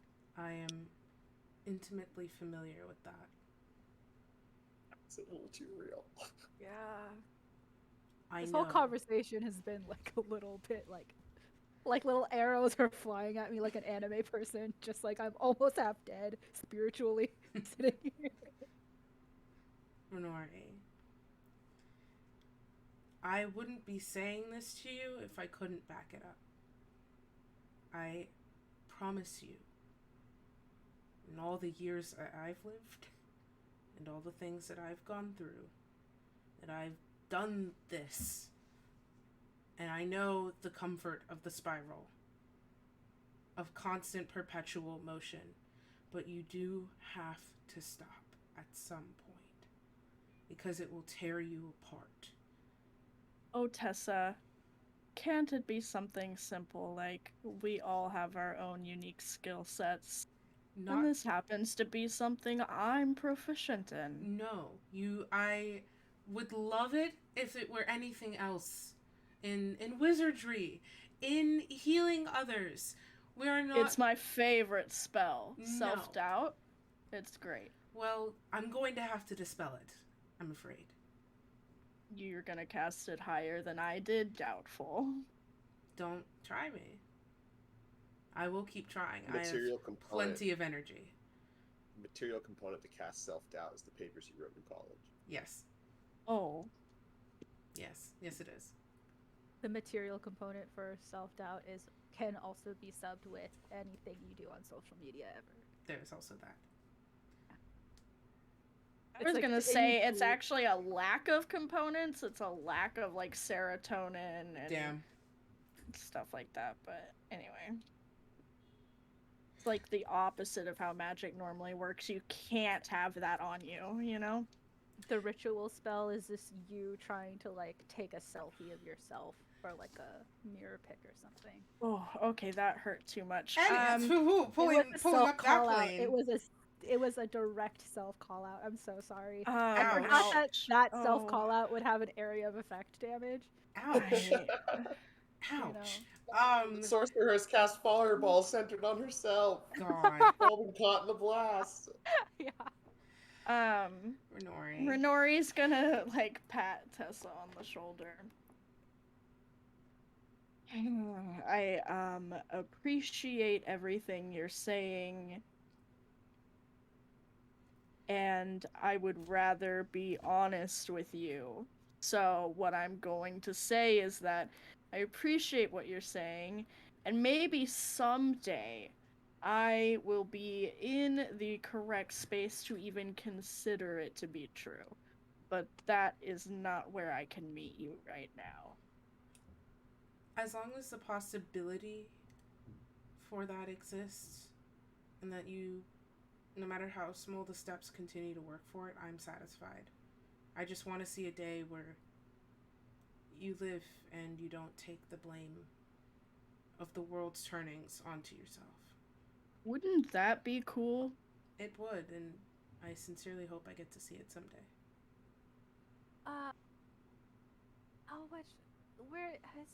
How much farther? You see, like, Raven is, like, eyes, like, fully shut, like hard. She's, like, holding onto her stomach in a place, right? And she's just, like, just very much moving with the horse. At this point, she's not controlling it. She's just, like, I'm fine, you know? It's just, I'm just Raven. curious. Based on the sun and the maps I've seen and the wilderness we're around, does my keen mind have any idea of how much further we have to go? You can roll me intelligence or survival. Survival? Raven. Tessa immediately calls out to you, get off of the horse, get into the cart. No, it's fine. I'm so good right now. Don't pay attention to the sound I just made there. I will That come was get you me myself. calling to the nature. Get in the wagon! Oh god. You hear Casper from his horse, like, Raven! Like, everyone is clamoring for you to get in the cart at this point.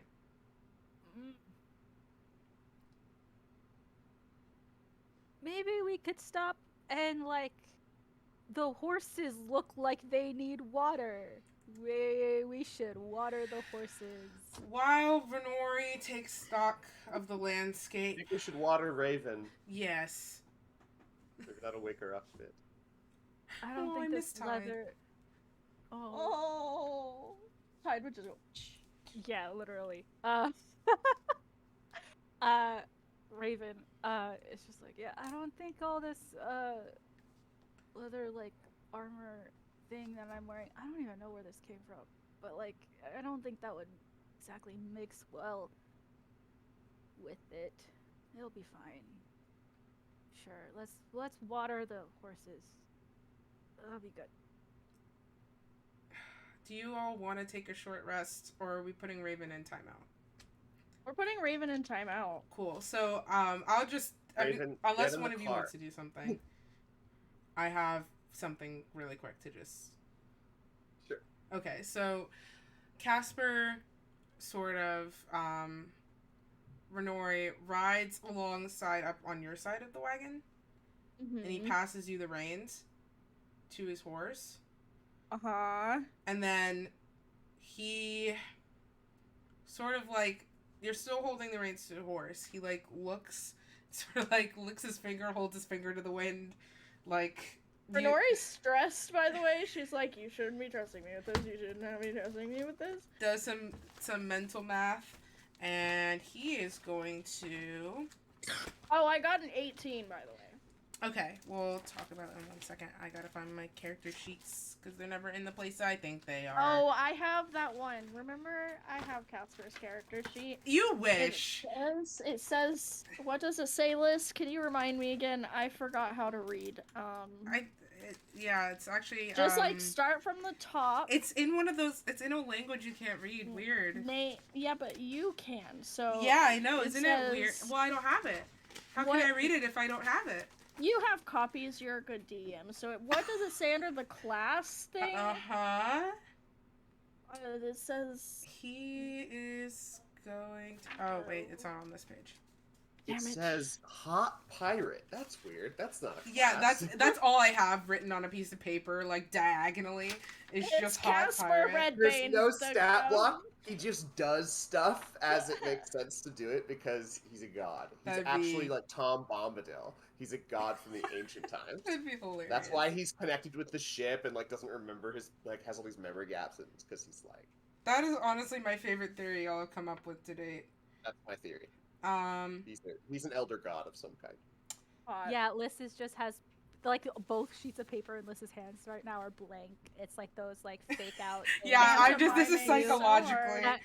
Like it's just that like psychological cop thing where they like have like a big crate full of blank papers and they're like, we Little have all does these Liz reports know. on you, right? I'm And taking meanwhile, Liz is screenshots. just winging it. Okay. Taking screenshots of the papers and we're sending the Yeah, FBI see if you to can read- scan through them and decode everything. Enhance. Yeah. See if you could read You- pencil on you- white paper in this overexposed environment. Good luck. I can barely read it, and I wrote it. Casper. My handwriting. My handwriting is shit. Casper. Mine- Ooh, okay, that's Mine good. used to be good. I just am lazy and write fast. Casper sort of like. Is he gonna stress Renori out? He's gonna stress Renori out. Of course he is. So Casper! as Renori, I'm stressed out. good. It's about to get worse. As you take the reins, he slides his Why are we doing this? feet out Why am I of holding these? the stirrups, and he goes into, with a quick muttered apology to the horse, goes into a crouch on top of the saddle, Casper! and he does stay on. Casper! I did check. He could have absolutely eaten dirt, but he didn't. That would have been hilarious. The DC was I would- quite high, and I kind of did want it to happen because the wagon would have just boom. But he Oh sort my of. God! But it doesn't. It's fine. So he sort of goes into a crouch in the top of the horse, Casper! and then Renori, because you're close, you do hear the sort of under his breath. It doesn't sound like it's to you. It's very much to himself, but under his breath, just like, I hope this works. And then Casper's form dissolves, just caves into this, like, the fog that's always surrounding him, just, and is gone. And then on Raven's horse, behind her, he appears. His form solidifies. Raven is just surprised, shouting expletives. I don't want to actually do it because Yeah. it's late and I don't want my parents Stop to hear yelling! me. Stop yelling! Stop yelling! I'm taking your horse. Fuck! Stop! What is wrong? I'm taking your horse. Okay. Thank you. Awkward Raven like, maneuvering. has like her elbows like so close to the sides of her body. She like doesn't know what to do with her hands. She's just like, I'm here. It's fine. Faustus would like to ride up Mm-hmm. past them up to the cart, and I'll make an acrobatics check for it, and he's going to step like his left foot into the right side of the saddle and then lean out and grab the back of the cart and Okay. then basically stand on the back of the cart and like put a hand out to help Raven into the cart so they don't like actually have to stop. Perfect. We're Oh just doing my a God. movie. This is like a Mission Impossible. I love it. Go for Should it. I make an acrobatics check for that? I'll let you do acrobatics for that. Yeah. Raven is very protesting. Okay. That's nice. I use the wait go back. The no wait go back. Okay. Because So that was awful. the sort of the rabbit skull That was snaps. fantastic. Nice. What is it? That is 16 plus 25. Nice. Okay. Yeah, easy enough. You're able to sort of get a firm grip. There are a few moments where, like, your horse starts drifting and you're like, oh god. But you yourself are stable and you do manage to stick a hand out to Raven. You have pretty good footing. Raven, it's time. Can you roll me an Can you roll me an acrobatics check with advantage because you're being assisted? Okay, I just want to. Raven just goes. She finally admits. Okay, I can barely keep upright on this thing, and you want me to do this shit? What was that? Hold on. Really? She's like looking Faustus, like she's squinting her eyes at you.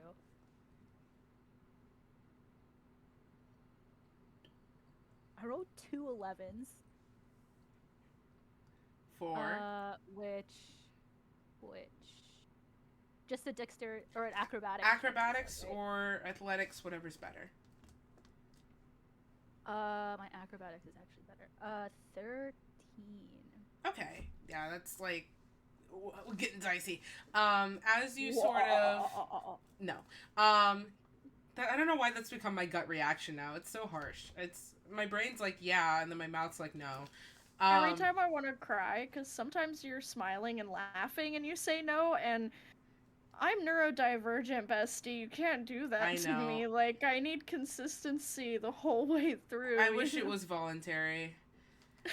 But I am also neurodivergent, so here we are. I know. So it's like the thing I would do constantly where my face said pain, but I'm physically hugging you. Yeah. Oh. I was always like, Sarah. I was like, and I would be like, I love you so much. Like, the amount of times I said things in New York and Sarah was just like, yes, that's the face. And I was like, are you okay? And she's like, yeah, I just love you so much. And I was like, that is not what you are communicating. That's not what that face is. Yeah. Out here is not matching in here, and they need to have a conversation. So, Raven, with a 13, as you foot in the stirrup, you sort of are able to grasp onto Faustus's arm. The gap with the ground is moving pretty rapidly. As you sort of slide off of the horse, Casper moves up and takes the reins and is able to also keep pace on the horse. Faustus... Just like... Yeah, you're just clutching reins. Faustus, can you go ahead and roll me a strength check, please, to see if you can help Raven across? Could do that. Could I also use telekinetic pull and suck her towards me? Yeah. 10 feet? Or 5 feet? So, if she's already close? Yeah, she's already close. He will sort of... do that. He will put his hand from the posture of kind of offering it to help her, and as he sees her, like, struggling, he will just... His hand flips and, like, kind of tenses, and his eyes narrow, and then she just, like, whoop, shoots towards him. And he'll just sort of set her down into the cart. Yep, that was on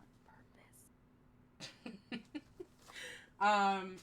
Raven, you are now in the cart. By the way, like Raven's referencing Faustus's makeover. What's that? You look good. Mm-hmm. To fill in a little gap too, he, as part of his attire, has, like, for traveling, has a coat, like a long coat. Yes. Think like a Red Dead Redemption duster type coat. Yes. That's got a black, like, slight lifted collar, like a little bit of a lifted collar around the side. And when he's riding, he's sitting in his horse's saddle, and he has his crossbow loaded out and across, like, his lap like this, and he's just, like, riding in the saddle with this brimmed hat pulled down and the duster and the crossbow. Gay stay winning! Yes! I love how in this gay pirate themed homebrew that we just have one slightly coated cowboy. Yeah. That's just here. There's always a cowboy. I'm such a fan of Faustus's look. It's my favorite. So as you sort of transfer Raven into the cart, Casper does slide up on his horse, and then he's able to make his way over Renori to where you're holding his horse. He's like, it sort of like reaches for the reins. Yeah, I shouldn't be trusted with these. Also, what the fuck do you think you're doing shit like that on a horse? It worked, and he's gonna just drift away. I heard your mutter of fear of knowing it could not work, you It's fine. asshole. You asshole. I love you you too. know the cart would have run you over, and who has to deal with that? Who? Casper Who? sort of slows down the horse to the back of the wagon. Renori's like leaning around the side, like still yelling, like, "You are horrible. You're the worst." He does sort of hitch. So what he does actually, he would probably take some rope out of his pack and tie the reins to that rope so that the horse does have a little bit of distance. It doesn't have to be super close to the wagon. I don't think that's how you horse, but or maybe it's the saddle. I don't know. However that would work so that the horse has distance. I'm not here to do math. I'm not here to do veterinary science. I'm here to throw math rocks. But he Raven hitches the horse to the back of the wagon.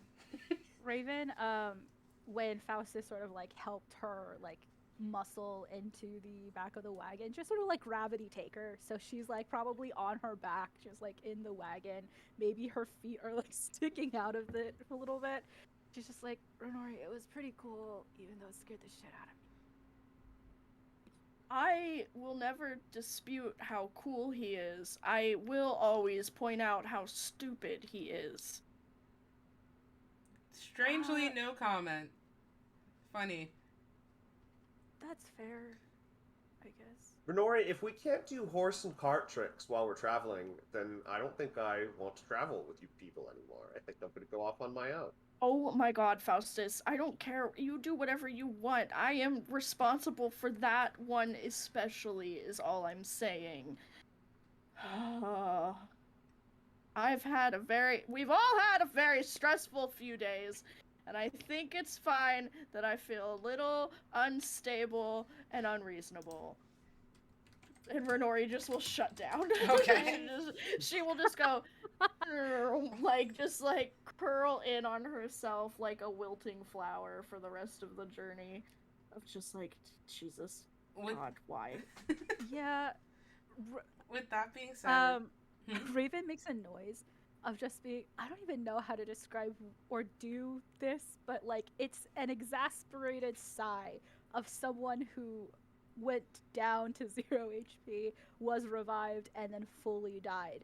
In the midst of sighs Renori's, from the like, grave. we've had a stressful couple of days, and you just hear Raven be like, all right, let's not compare trauma. No, it's not comparing. It's just Raven is just like, yeah, stressful is the word I'd use for it. Like that's the thought process that she's having as she sighs this. I have tasted death. So as the cart continues to trundle forward, with our configuration now somewhat changed, Casper keeping a healthy distance ahead, not too far to be weird, but far enough to be out of like smacking range. You all continue with what, at a moderate pace or fast pace, or how fast are we traveling? I would think per like what Faustus has said, we would want to finish getting there quickly because we want to put as much distance quickly of what's behind us. Okay. Did anyone want to do any, maybe not conversations, but any last minute sort of stuff as we approach the city? Yeah, at what point would Lilith catch up with us again to report back in? Probably just as you approach the city, like just Perfect. outside. Okay. So that'll be the last thing I do before you actually hit the city proper. Raven is just messing around with like testing out her magic in the back. Okay, are you expending any slots, or are you just doing cantrips? No, it'll just be cantrips. Like she can do light, she can do mending, she does prestidigitation, stuff like that. Like, so she'll be like flipping through a lot of these things. Some of them will look the same because Wizards of the Coast. And so she's just like doing a lot of things in the back, and just like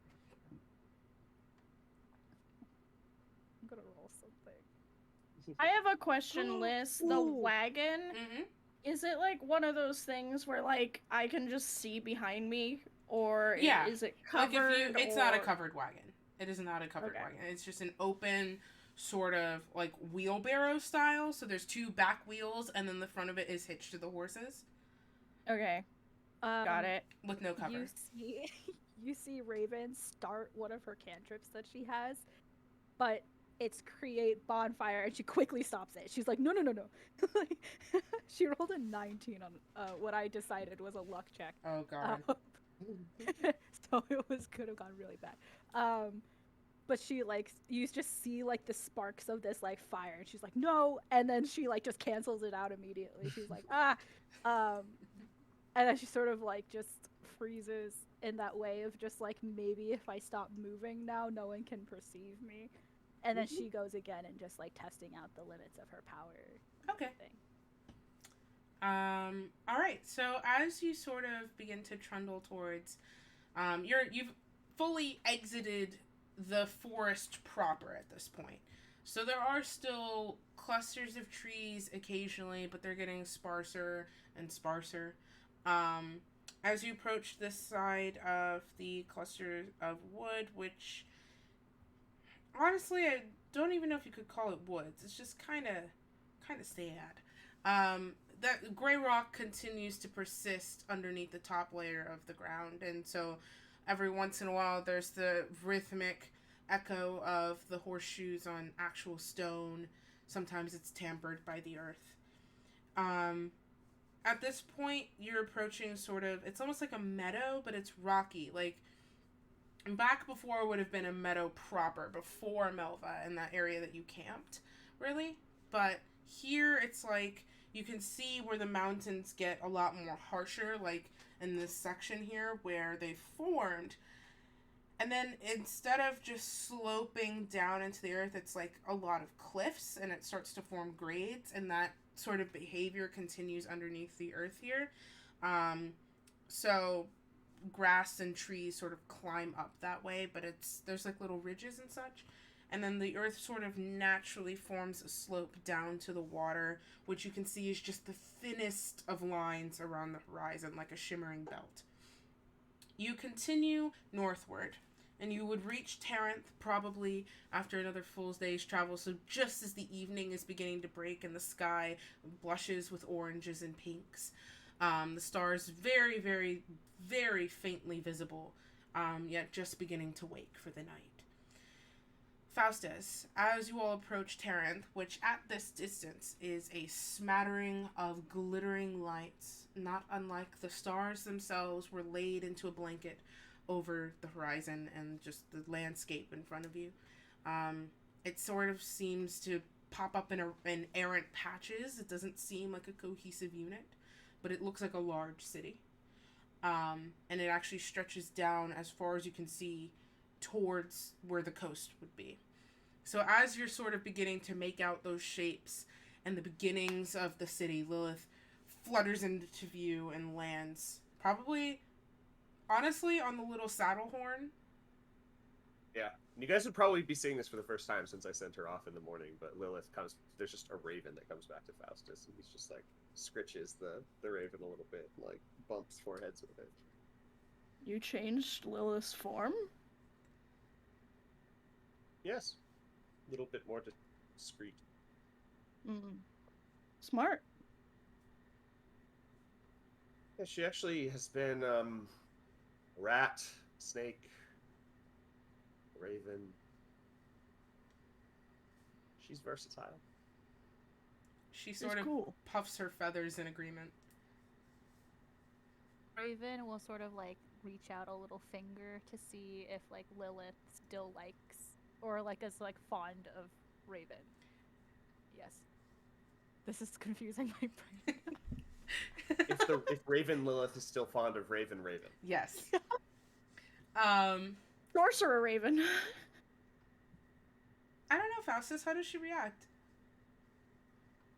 She probably just like gives like a light little beak, like a little beak bump, like a little. Raven. Ah! Oh my That's what I was God. waiting for. I was like, one of us is gonna do it. I Raven will practiced my sort of crow impression. look over to Renori. You have the wand that makes unlimited bread. Yeah. And then she'll we're- gesture over to Lilith, like,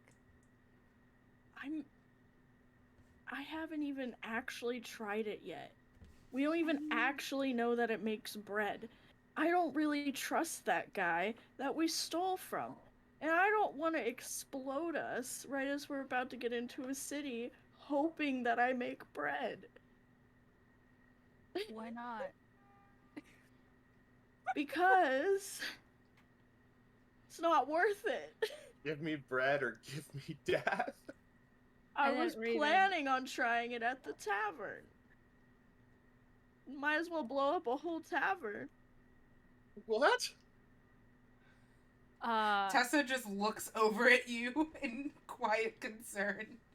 Well, it's more exciting to go down with a tavern than lonely on the road outside a cool city before you get to the tavern. At least give me some ale before I explode myself. But at least outside of the city, we won't be arrested for. Or I'll be charged. exploded. I'll be dead. That's the scenario I'm playing out here. We're dead. No, I didn't So our study. options are bread, an exploded, or an exploded tavern where we die. It's honestly Too bad here my are- mage hand can't activate a magic item. Right. As someone who knows weird shit about somewhat precarious magic items, it's either bread or dead. Those are the two options we've got here, and I would rather not find out until I have some ale in me. Casper sort of pulls the horse back so that you can be a part of this. Oh God! For the record, I want bread. I'm just saying. For the record, I think we should do bread now. We're literally almost there. Then Almost what's there. the harm? Renori, In waiting for the bread that's from the tavern. Renori, where is the wand currently? I don't know, Liz. Where's the wand currently? It would be like tucked in. I'm so annoyed with you already. Tucked in, like next to like her pouch full of like items, like nestled like between that and one of her bell books, like just like boop, like a little tiny bit just sticking out so she could like grab it if she wanted. For funsies, roll me a perception check. I hate Casper. I hate that man. And this better be a fucking good perception check. Because it's gonna be funnier if it's good. Okay, so that's 15 for a dirty 20. So, as this continues, Casper says, I mean, I'll try it. And he holds up the wand, because that was a 28. Sleight of hand. Knew you would have had to crit. I literally knew you would have had to crit in order for you to, like, even sense anything. Like I mean, no, he could have rolled shitty. A good modifier will Okay. always save you.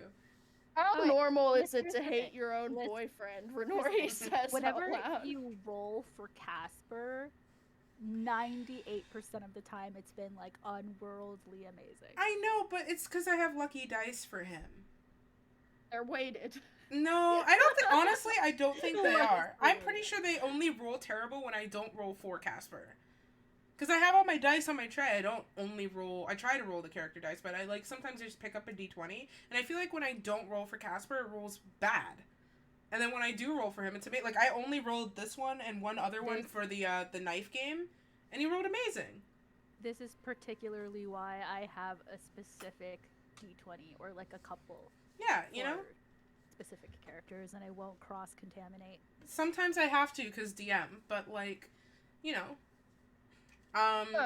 Anyway, Renori, how normal is it to hate your own boyfriend? And she's immediately going to start trying to get it back. He switches it into his other hand.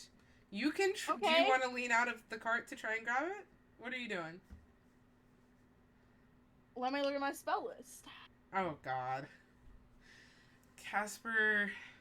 Your friend is actively riding and directing a horse, and you're contemplating doing hold person on him. No. Yeah. Nori will cast Charm Person Okay. on Casper. Is that a wisdom saving throw? It is a wisdom saving throw. He fails. Yes. Okay. Excellent. Give it back, please. But I want to use it. Later, after we're at the tavern. But I really want to use it. You get to, just not in this moment. So you get what you want. No fun. And he hands you the wand back. I'm fun in the right circumstances. Raven, oh. She is now Never mind, holding he- onto it. He's still, because he's charmed and he wants to be closer to you, rather than resuming his normal, more efficient riding position, is still riding alongside the cart. Can I just drop it Yeah. if I want? Okay, she drops the spell. You see the moment, so he's looking at you with this sort of gentle, sweet adoration. And you've seen it before. It's like this, like, he's told you that he loves you. You know that, but you see it in his eyes. And as he looks at you, you watch the moment of just this sort of gentle, sweet smile and an unnatural sparkle to the eye as he focuses on you. Pupils like a little too dilated. And Yeah, then she that hates drops. it. It creeps her out. That She drops. hates- And he's just looking at you and he rolls his eyes. Don't mess with the best. She says, like, very cocky and, like, sticks her tongue out at him. I definitely got the wand off of you, and had I not said anything, you wouldn't have noticed. But okay. Yeah, but the whole point of you taking the wand is because you've got a big fucking mouth and like to brag about it. And you're really didn't your brag name, about it. the ghost, it makes sense until you start lauding your wins around. I didn't laud a wind around. I didn't do that. I took the wand, I wanted to use it, and then you used a magic trick. That's not on me. It's Casper, not you are extremely chummy about your wins, specifically over Renori, but also us in general. How? What? No. Mm, I don't think so. hey, I really I- need oh, to I break feel this like news I'm- about yourself to you. But breaking news, you know? I know I'm like that, but only when, it's like, oh, you can't pull this stuff off. Like, I had a career.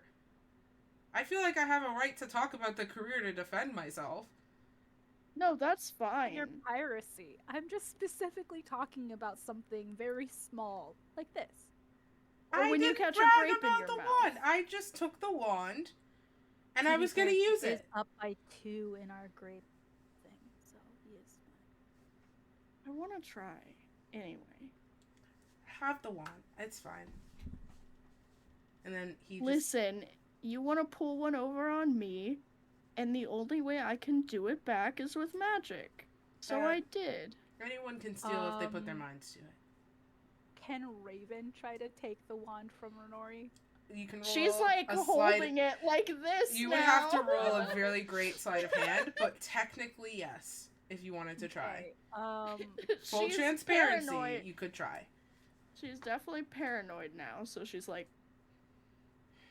I crit What's the total number? 22. Renori, roll a perception check. okie dokie.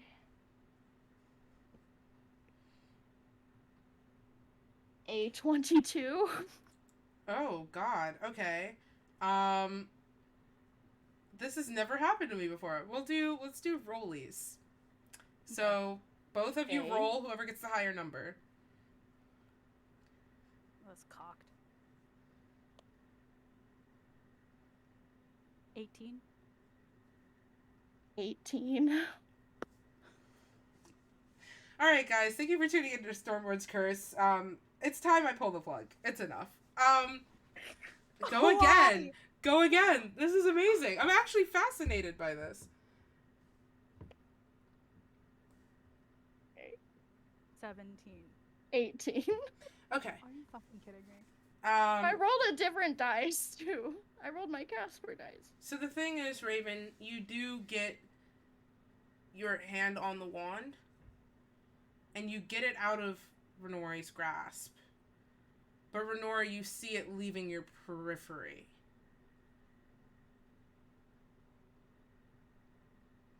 He grabs for it. So you kind of like Raven, you get it and you're pulling it towards you, and then It's Renori like grabs it. I'm over her imagining it's like this. It's like a whoop, and she just like scooches back and like tries to grab it as it's like slipping away. Is there any way I could try to create the bread with it like this anyway? You could try. Can I try? Sure. What do I roll? Hold on 1 second. How do we get hung up on food every time? Because food I is just great. want time to it's give a food Lilith a item. good treat because she's a good girl and deserves it. Hold on 1 second. I have to double check something just before I say anything. But Raven, with your hand on the wand, you attempt to activate it. So describing the wand, because I don't know if I super did that. I definitely don't have the item information It's, at all. It's a wand. It's a straight wand of pale wood. Pretty simple in make. It's got a really nice craftsmanship to it. Like, it has design into the wood. And specifically near the handle of it, it has like three, almost like it was burned in very carefully, like three little icons of like slices of bread. And so, Raven, you put your hand on it. And you feel like the mental equivalent of like a box that you have to type into. Like, you think, like, as you go to activate it, you expend just the most basic amount of will and exertion. The wand seems to ask you for a word. You get the very clear image, a word, in return. It is asking you for a word to activate it. Bread? Okay. With that being said, as your hand is in contact with it, you see along the outside of the wand the word bread in curlicue inscripts itself. And sort of like from the wand, because both ends are being held. Sourdough bread. Okay. Is the image I want specifically, yeah. Because both ends of the wand are being held, from the center of the wand, a sliver of light ignites and a piece, like a loaf of crusty sour bread, falls through. Exactly as you envisioned. We didn't die.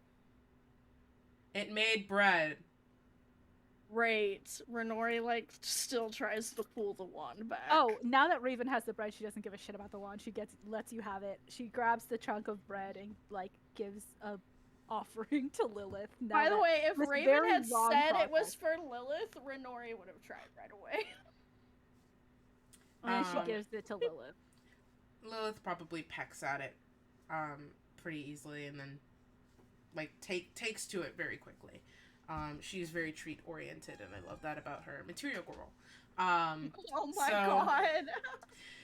god. Okay, so you all begin. Thinking of a edit of like Lilith, and it's just different angles of a flying material girl. Anyway. God, Faustus, as Lilith is snacking, she does report back through your mental link. So you do sense that the area is, just based on her flyby, she's relating images to you, but this is sort of the narrative you're able to piece together. There is an investigation going on, because there was a giant-ass fight right outside of a major city, and then plus with the sort of thieving that happened, Lilith wasn't able to pick up anything specific about why the Queen's Guard might be there. Even though she It's sort of like swiping through like a photo album. Like you do see snippets of memory where she was trying to like get a little bit closer. Oh, like one of those things where you click it and it changes picture. It's like Yeah. ching, I don't know what it's called, but I know what you're talking about. those things, yeah. But so she wasn't able to ascertain that, but she did ascertain there is an investigation going on. And the general area around Melva is being combed, but as she was flying back, there was no indication of forward movement. It seemed to be, for the moment, contained to the city, and the area around the city. It's just called the Viewmaster. Lilith has reported horrid. back. It seems there is an active investigation, but it has not, at this point, seemed to expand much beyond this city and its immediate area, at least for now. So, hopefully, great that news. means once we get past this city, that will put a good amount of a buffer between us. I mean, lots of people are going to be coming in and out of this city. It for the next certainly several seems days. So, much larger than where we just came from. You just see Raven take out a notebook, and there's a list. This is the first time you've seen anything in Raven's journals in common. It's just a list of different village names, and city names. And the big, at the top is just no in big letters, and it's underlined. And then she just adds that city to it. Yeah. You just see her do that. Very silently, closes it, like she acknowledged that, and we'll move on now. As you approach the city, there's a sort of shift as you sort of ready yourself to move out of the lack of prying eyes back into general perception. As you approach, Casper, who had been pretty cavalier, does sort of draw the nondescript brown cloak that he's sort of been using as a part of this disguise, in the combination with the dyed hair. Sort of pulls that very tightly around him, and as soon as it's a reasonable distance, the hood goes up. You see Tessa, who was always just sort of wearing her cloak for comfort, also just kind of draws it a little bit tighter, straightens her back as soon as she starts to pass into, you all start to pass into sort of view. There we go. I was about to say eye shot. That's not right. As you get closer to Terranth, which you saw it in the dark, but now seeing it in the light, it is a very sprawled city. So its size doesn't necessarily come from being so compacted. It's just like it kind of curves out all the way to the edge of the sea, but it's a very loose structure. You can see the roads are pretty wide, the blocks sort of extend pretty far, and it's a city of heights. There are a lot of buildings. Of course, there are a lot of like 1 to 2 story buildings, which seems pretty common, but there are also the occasional towers, sort of tipped in copper or red brick shingles, and like white and green and blue buildings that just slope very gently down to the shimmering reflective sea. As you start to get closer to the city, you see merchant wagon after merchant wagon passing back and forth, because you sort of have to orient back to the main road in order to pass in and out, and you can see there's a lot of traffic going in and out. And Terranth, although being spread, does have a sort of entrance gate, and 2 Crown's Guard are posted outside, just sort of doing a periphery stop, glance over, walk through. It doesn't seem to be any sort of like super close investigation. Your cart and horses, you all approach. One of the guards does squint a little bit at Casper, and Casper sort of just pulls the hood back a little bit to show his face in almost like a gesture of goodwill, rather than pulling the hood further down. And then the guard gives him a nod, and you all continue. And you enter Terranth. The first thing that catches you, even this far from the coast, which as you start to proceed off of this main street and further in towards like sort of almost like a compass rose, actually, like an intersection of roads that continue out into just the sprawl of this place. You do catch a glimmering bit of the sea between buildings and alleyways down below, but the smell of sea salt and the weather and the wind still does hit you here. You also catch the smell of very potent spice. Um, the kind that makes you want to know what food it's attached to. There is a sort of this errant call of like gulls and such that fly overhead and occasionally swoop down to bother people who are walking through. The streets aren't shoulder to shoulder bustling, but there is a constant rhythm. I assume you're headed straight to a tavern or an inn, I should say. Tavern. Okay. Baron from Wheel of Time. Oh god. I will sort of pull us through there because I do know we're running a little bit over than usual. So, as you approach deeper into the city, it's easy enough. Casper actually leans over, asks a passing woman with sort of a basket of fruits for directions, and you're able to pass and turn down the main thoroughfare, which looks directly down onto the ocean, and a couple of quick turns and navigations and waiting for other carts to move by. You do find a 2-story little tavern. It's not actually not little. It's more of a compound.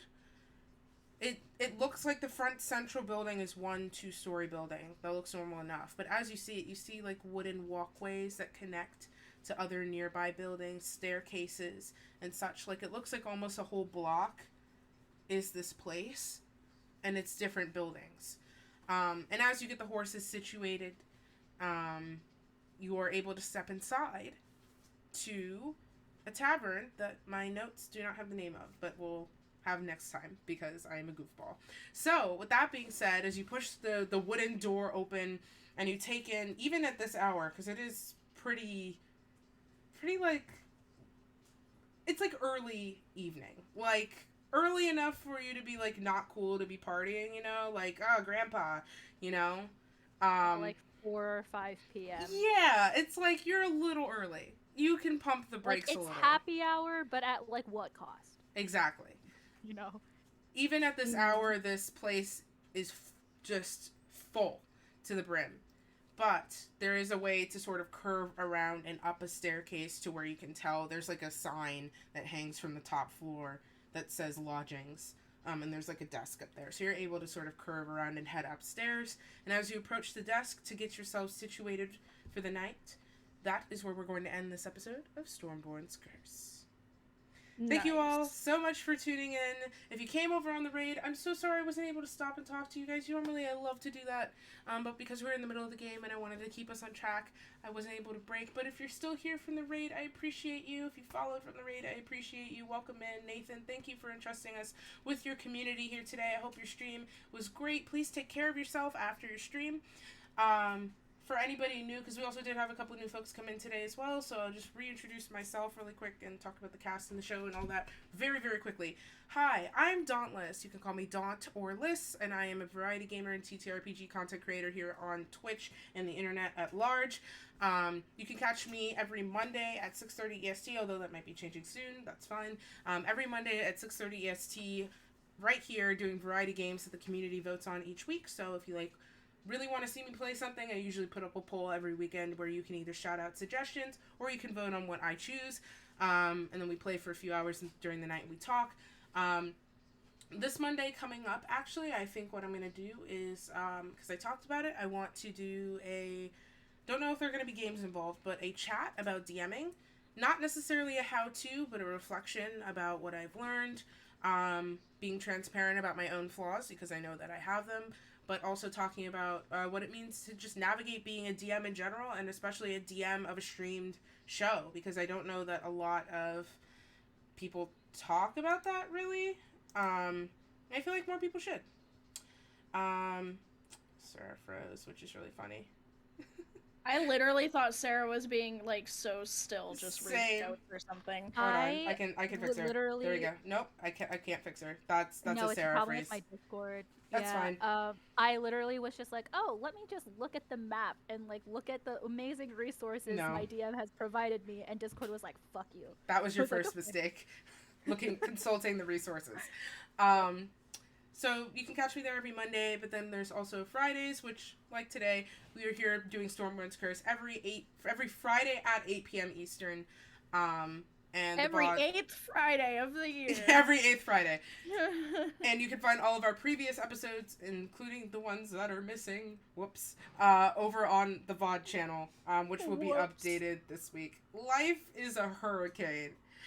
All of my gaming There's quiet. No. For moment. I love that one of you went DuckTales and one of you went Hamilton. That was specifically great. Lin-Manuel singing. Yes. As Alexander Hamilton as well. You know. You can find the past gaming VODs and the past VODs of Stormborn's Curse over on my YouTube channel, where they will live forever and never, never, and also other D&D one-shots that I've DM'd. And working on getting a few that I've played in that aren't hosted on my channel up there as well. So if you want some more content, that's out there. And then also I do have a Ko-Fi, so if you enjoyed what you saw tonight, one more time, because I talked about it a lot and I feel really weird about it, I have a Ko-Fi. Blasting through the last announcements, you should follow me on Twitter because it's where I'm most active. So if you do want updates about what's going on, what we're doing, what we're hanging out with, that's the best place to find me. It's also the best place to reach me. And like I said at the beginning of the stream, if anybody here did apply for the permanent cast space on Stormborn's Curse, first of all, if this is the first time you're hearing about it, I'm so sorry, the opportunity's passed. But if you did apply to be a permanent member of Stormborn's Curse, once again, congratulations, because it's a scary thing to apply to stuff. But you will find updates like that on my Twitter, including that I'm going to need one more week to parse through those applicants, as there are 42 of you and 1 of me. So it is not a decision I take lightly, and because of that, I would rather ask for extra time than make a choice that isn't true to me and to the cast and to the show. We had 42 applicants? 42 applicants, and it was open for 10 days. I was like, oh, I just leave it. We could just leave it open for 2 weeks and it'll be fine. Really cool people applied too. That's all I'll say about it. And I said this too while the thing was going up, that like it doesn't necessarily, because it's a super competitive thing. It is 1 spot to 42 of you. I might also be pulling from that list for people for like future games and things. So please don't be discouraged if you don't get it. It means your name is on my mind, and that's a huge thing. Also, I'm going to be talking about this on Twitter, but the charity initiative that I want to do is going to be kicking off this summer, starting in May, with actually the Stormborn's Curse cast as our first one. We're doing a series of one-shots set in different parts of my fantasy version of Faerun for the Marsha P. Johnson Institute to help trans youth, specifically trans youth of color, get the resources and services they need. Trans youth are under attack in this country, and I'm one of them, and I would like to stop being under attack, so mutual aid. But there will be other one-shots, and the cast of those will be announced sort of later in the premise and all of that good stuff. But yes, that's coming up. Really, really excited for that. And in connection with that, please go and support my cast. With that being said, I think that's everything I needed to blasters. So, gonna wrap it up for tonight. Once again, hope to see you here on Monday for our games. If not, I hope to see you next Friday for our next episode. Everybody have a great night. I hope you all get some rest, and we will see you next time. Hold on. Hey, even though you can't see me anymore. Oh, we can't see Sarah. Imagine Sarah's waving. Well, you can see my face. It's just that it's not the same. You know? It's not the same. I can't make eye contact with you. It's unfortunate. Bye. Bye.